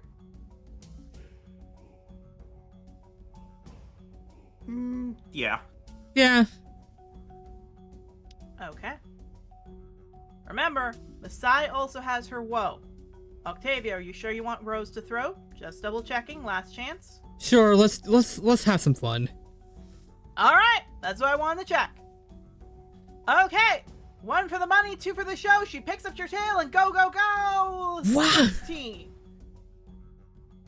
Whee! Whoa. Octavio, I will, to be fair, I'm only going to give you half of this, okay? Okay. Because I only think it's fair. If you do that, you know what? I'll only give you half. Okay, so.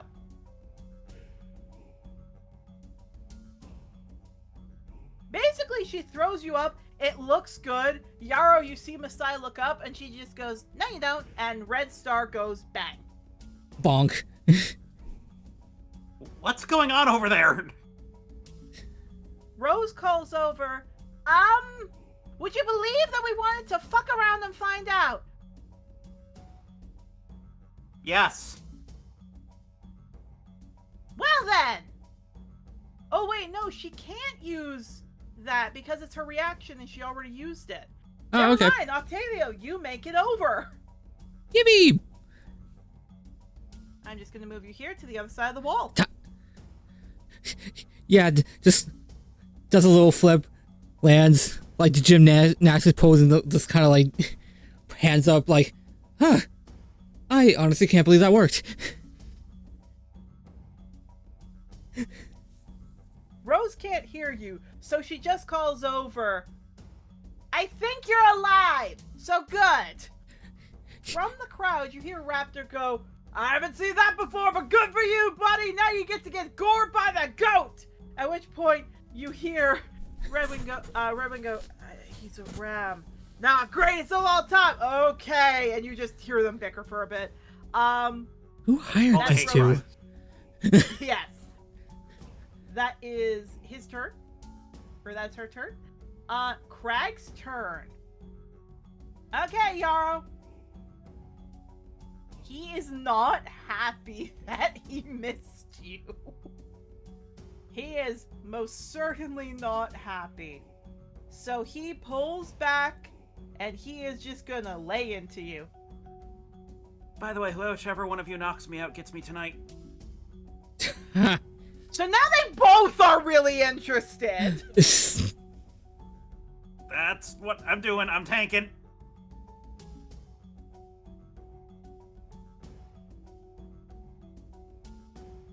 26. 26 will hit me. Because the 20 I know will not hit you. It's very close, though. Damn.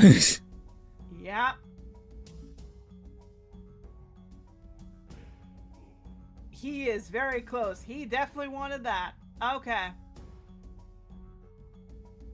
So,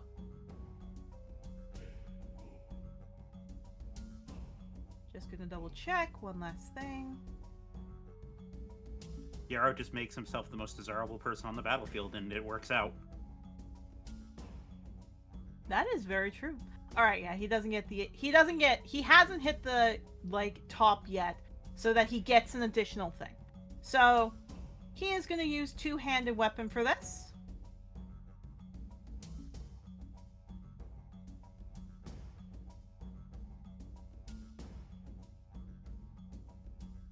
Yarrow 10. Okay, that's not too bad. It's getting there. It is, but I'm still standing. Oh, thank God. Yeah. Indeed. By the way, I should put a marker on me.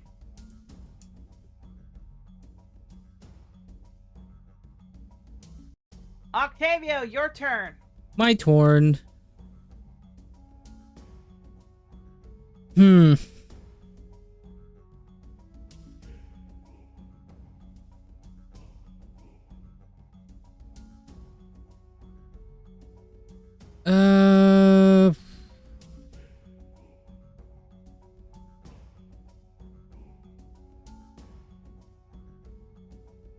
God. Now I'm over here. Octavio's just kind of looking around. It's like, you know, I didn't think this far ahead. Yeah. What do you want to do, Octavio? Probably move my my cloud of daggers. How far can I move those? Is the question. I don't think you can. That was the one limiting thing about the spell, is that you can't move it afterward.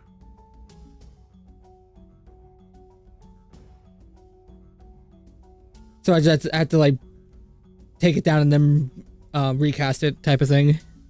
Yeah. Yep. All right, then take it down and then cast it again on this time on Masai.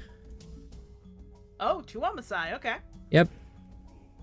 2 Cloud of the Daggers on Masai.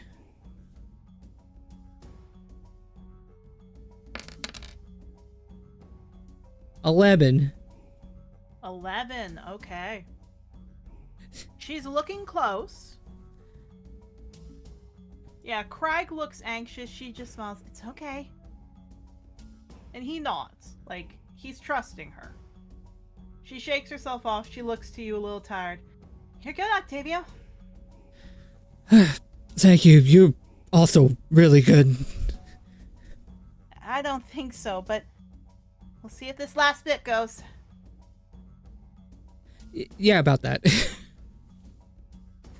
First off, actually, no, I'm going to save Bardics for later because we're not going to get those back. So yeah, that's probably going to be my turn. Your turn? Okay. Masai's turn. Top of the order, 2 Cloud of Daggers go off. Yep. So that's 84. Roll damage. 21. Yeah. She definitely gets stabbed. Yarrow, because you're closest to him, roll an insight on Crack. You got it.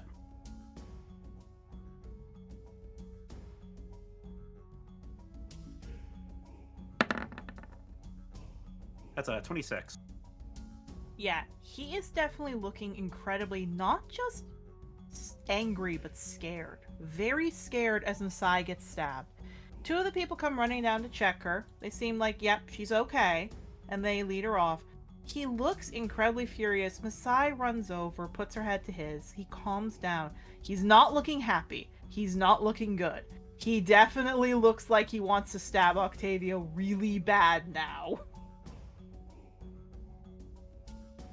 Hey, remember, take any of this personally. He kind of doesn't seem to notice you, but he shakes his head and goes, yeah. I'll try. Now, do you want me or not? Really, dude? How looks to you? Sorry, Yarrow. I'm not aiming for you now. And he is dead set on Octavio. Just a little Over guy. there. That's funny. Okay. Yarrow, your turn.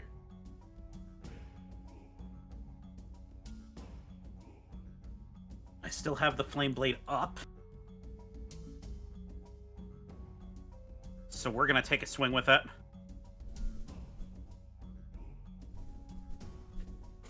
There it is. It's a 17. 17, that's a miss. He's gonna move over this way. And then do I have a bonus action I want to do?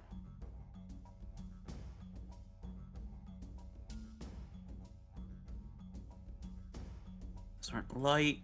I've already got Flame Blade in my hand that I'm using my scimitar for, so I can't offhand with that.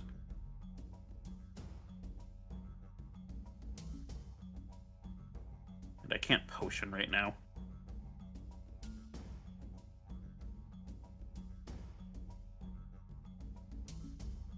I believe that's all I can do right now. Okay. Rose's turn.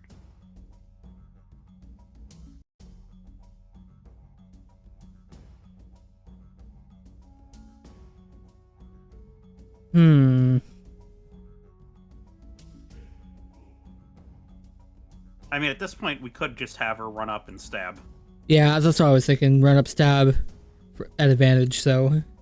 Even if one of us gets knocked out at this point, as long as we are careful about not using resources, we should be fine. Yeah.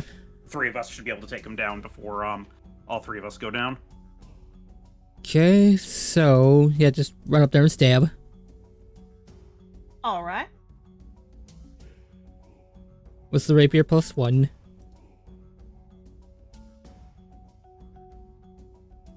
Want me to roll the damage, or? Well, we'll see if it hits. All right, give me Yeah, a I'll hit. second.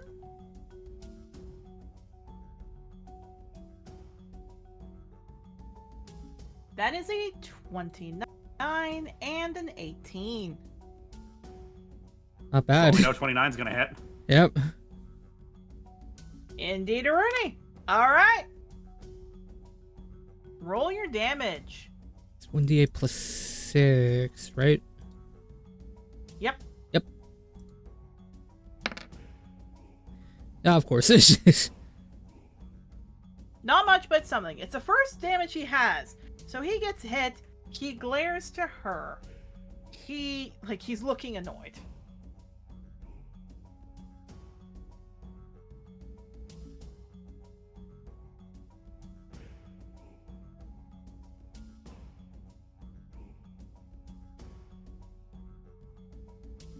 I was gonna suggest move Rose up once, that way I'm still in Craig's line of sight. So I don't mind getting yeeted out at this point. I don't mind getting yeeted out at this point if his focus is entirely on me. It is up to you. I'm fine with that. I'm just saying, Frey, you go with that? Yeah, you do what you're gonna do. Yeah. I'm gonna try to keep him in melee, and if he goes for you, I'm gonna hit him in the back. Yep. So just move Rose up 1. Okay. Yeah. All right. So, it's Craig's turn. He has 2 grapples, or specifically 2 attacks, and a grapple for that matter. So, I need Rose to roll me a acrobatics or athletics versus his athletics. Being strength, I believe that's not an attack, so he can't get advantage from this. 18 versus her 26. So he can't grapple her. So instead, he is gonna stab Yarrow. I'm surprised she's not proficient in acrobatics. She ain't. And she doesn't need it, apparently. I mean, no, obviously, but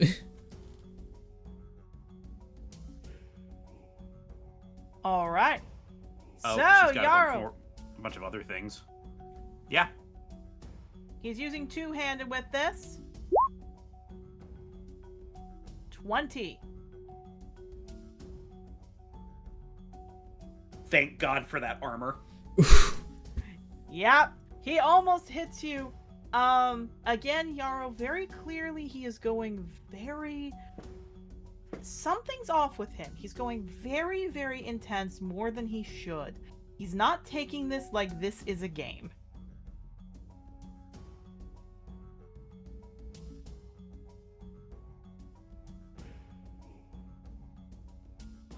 Octavio. My That is turn. all he can do, so it's up to you now. Alright, going up, stabby stab. Okay, go ahead. I only have the rapier because I don't. Yeah. Do.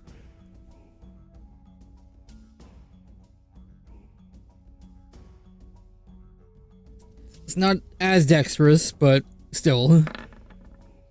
Or that can happen. God dang! Well, yeah, that would do it.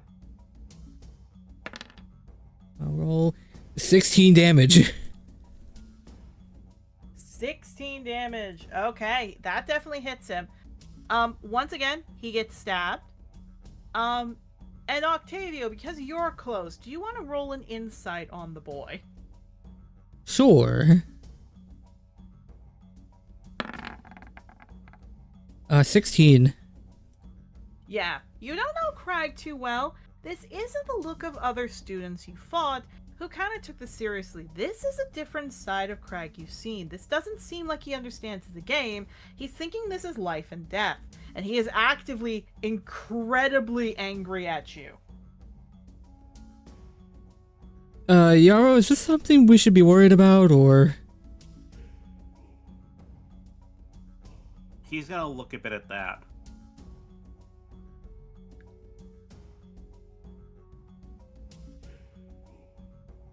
They're safe, Crag. It's okay. He actively whips his head around to snarl at you, which is definitely not a Crag thing to do. Normally he's a cool, chill guy. Now he is actively a snarly boy.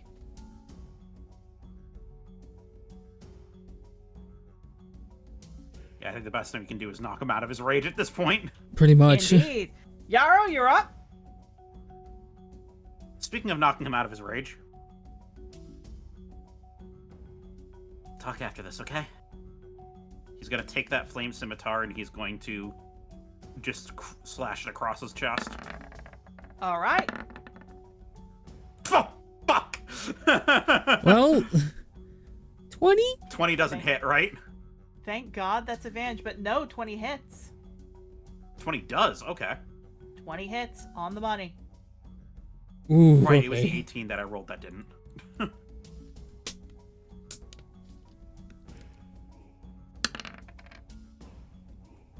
For 8 fire. 8 fire. Yep. Definitely does quite a bit.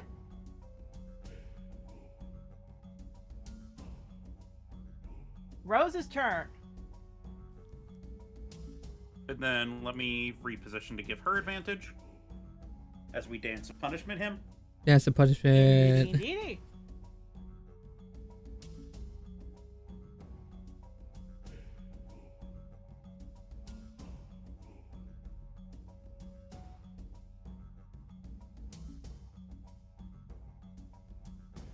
So what do you want Rose to do? Stabby stab. All right. Back to Rose.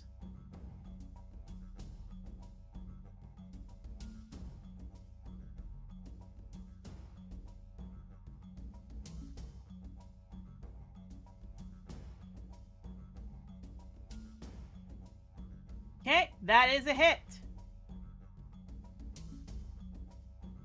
Yep. 7. 7. It's getting there. It's definitely getting there. I was.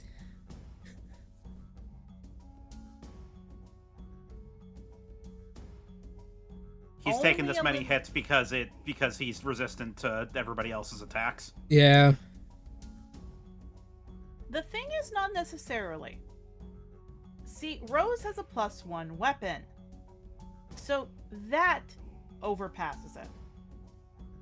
You all have been using +1 weapons. He just has a lot of HP, but he doesn't have too much left.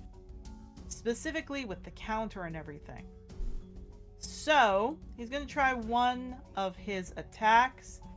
Octavio, acrobatics or athletics? For me, acrobatics. Hold on. Yep, acrobatics. 16.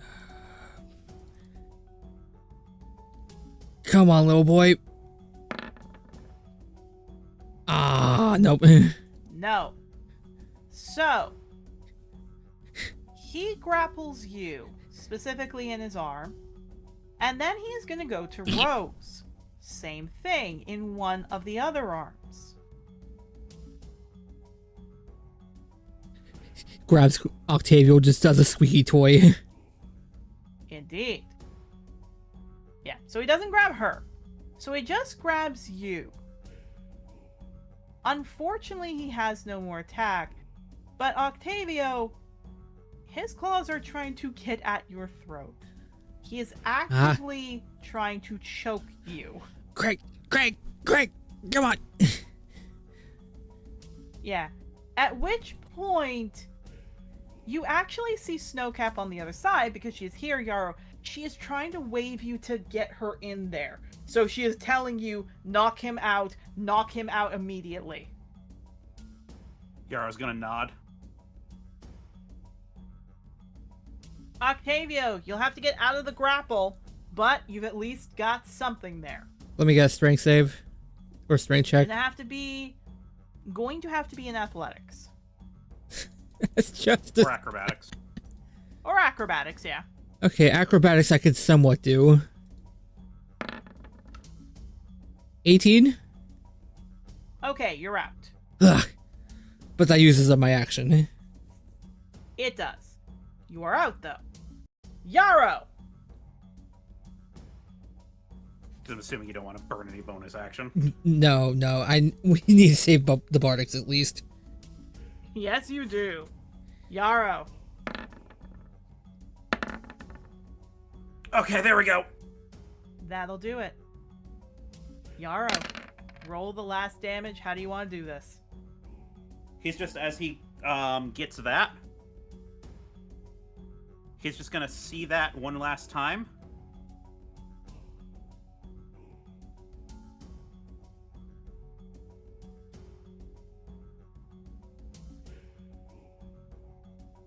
Is it safe to assume that he would turn to face me the second I hit him? You don't know. This has never been a side of Crag you've seen before.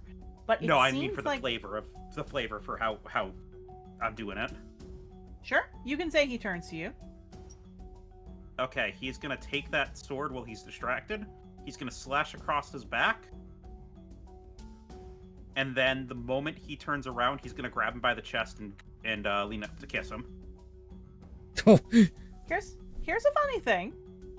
Because of what's going on, as much as that is cool, as much as I love that, I need you to roll me a strength save. Or not a strength save, an acrobatics or an athletics. I'm on the right sheet. Power of gay, power of gay, power of gay.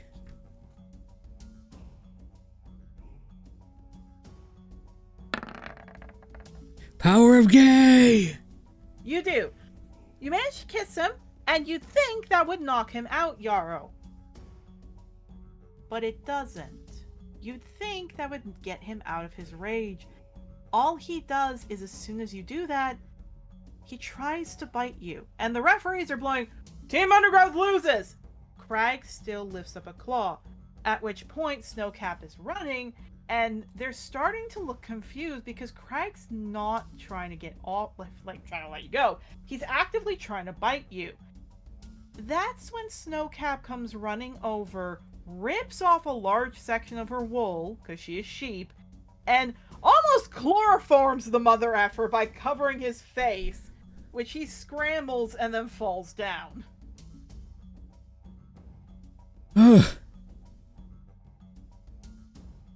Did one of you, from what I saw, do something to control his mind?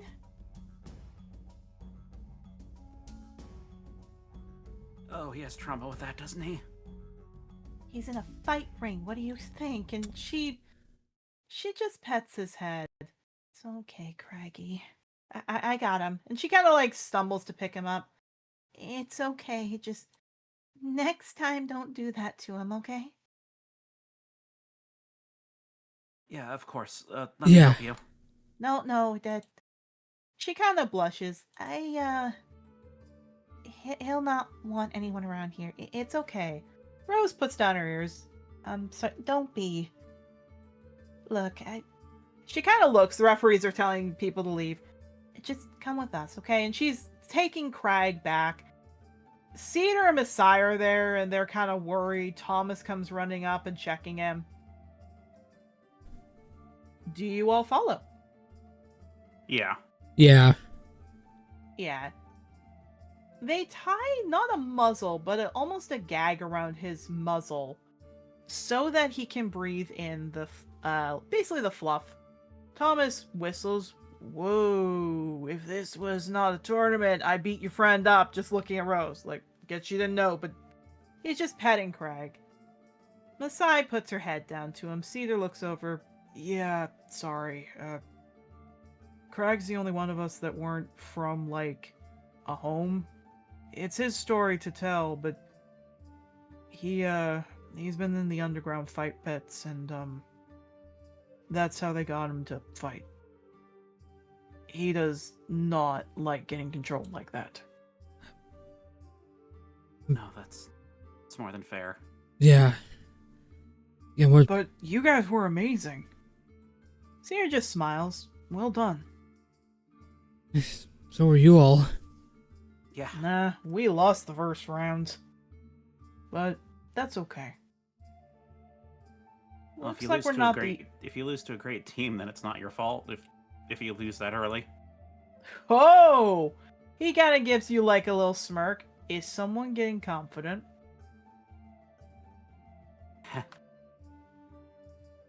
Maybe a bit. He kind of rubs the back of his head. Just remember who tops you, Squeaks. I was about to say that. Kisses your head. I was about to say the top energy was only going to get you so far there, Yarrow. Yeah, Masai smiles. We better go get Crag into the room. He's got to be somewhere nice and quiet. He might still attack. They put Crag on Tuffy. They make sure he's nice and secure, and they start to walk. Masai looks over, smiles. You all did it great. Good luck, okay? Mm-hmm. Thank you. I'll stop by after the tournament and after I get my armor off so it doesn't set him off. Nods. And they leave. I will say this to set you all up. Players, please put yourselves down in the box below as I get your next team up. However, with a tiny little twist, that we are going to finish off with Willow to allow Willow's player to have a little bit of fun. But the next of the fights go through. Once again, Team Draconic Burst with Wolfberry, Sparkwing, and Clam beat out, surprisingly, Team Retribution with Oxford, Beryl, and Damia.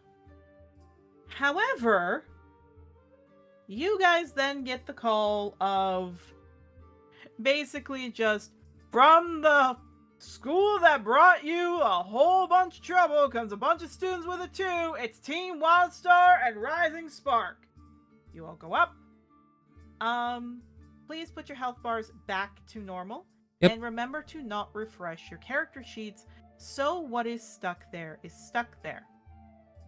Walking in, the announcer goes, and from a mismatch of things and one lucky guy with two pretty ladies, it's Team Shining Hope with Gale, Julia, and Sapphire. People cheer. Sapphire smiles, as does Gale and Julia. We will get to this next session. Willow, we are going to end with you. Oh boy. So Willow, another hour passes. This is mostly just if you want to do something. Otherwise, something will happen. Another hour has passed. Still no Clover. Your parents left, basically having to pack up. Do you want to do anything? Not particularly, they're just kind of chilling. Okay. What I will say is walking in is Morven. I'm just going to remove your parents. Morven opens the door, closes it. He kind of sighs and walks up. I heard the update. They just shrug and nod. I've sent letters out to many of the alpha dragons. The high alphas and the life dragons, they're not wanting to come. That's okay. I mean, I didn't expect them to. I can request an emergency of the life dragon essence that is left to be sent here. Perhaps we can get you to 2 years. I mean, it's more your decision than mine. He kind of sighs and walks forward. Do you want me to get something for you to end your life? Not really. I'm asking because some do. When they know there is no fix and they know it will be very painful, they sometimes don't want to push. And I know with how you see things, that you would be able to go to your celestial husband. I wanted to make sure that I asked first. They just twitch an ear and are like, that's not where I'm going when I die. But regardless, they just grumble. I've known that I was gonna die my whole life. I'm not worried about it. But, no, I'm okay. Are you not worried about it because everyone has told you this? It's just something I'm already come to terms with. He nods. Then, if it's between you and I will be going and contacting the other cities on this island for as much as I can get. Just nods. I've already been alerted that a certain not friend of mine is here at the school, and we did a small talk. But it's nothing you need to worry about yet. But, as a warning, and he stands up, you and your friends will be going to Malin. Something's happened there. Just nods. But, why don't you rest up? Seems Honeysuckle is making sure that Clover is resting well, whatever happened. But don't ever stop fighting, alright? Just nods. He smiles, walks out. And with that, we end this session, and next week, so long as the computer does not go boom, we'll be finishing, hopefully soon, the group fights. You all did a great job in that fight. I am very happy for you all. Great job. Yay! Ooh, I'm just hoping that, how many more rounds are there? There are specifically 2 more rounds for this. One is the semifinals, and then the last one being the finals if you guys win in the semifinals. So is this one and the next one? Okay. Yep. Okay, so So main remember, thing... Remember, do not refresh your character sheet. Do not add those back in with long rest. Keep what you've got there, and remember what was used. Mm-hmm. All right. For now, say bye-bye, everybody. Bye-bye.